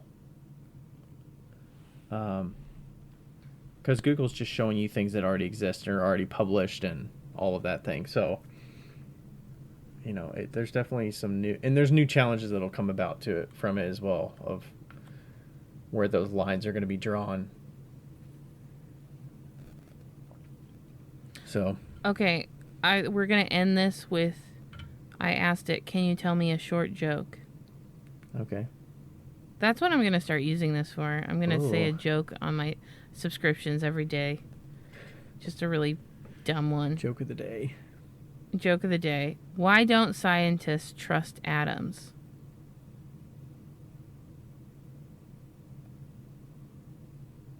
Because they have no nucleus.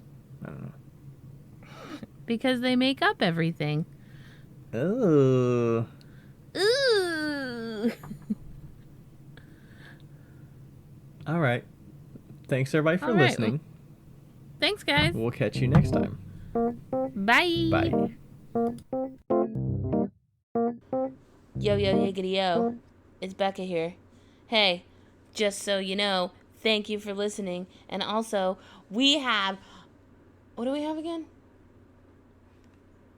A Patreon. We have a Patreon that you should go, and if you want to donate to, you could donate to it. If you don't, that's cool too. But just Google Wheel Talk Podcast Patreon. Don't do the other one, because there is a Wheel Talk on Patreon, but it's not us. So make sure you get the right one. It's in the show notes. And also, leave us a review because they're fun to read. Okay, bye!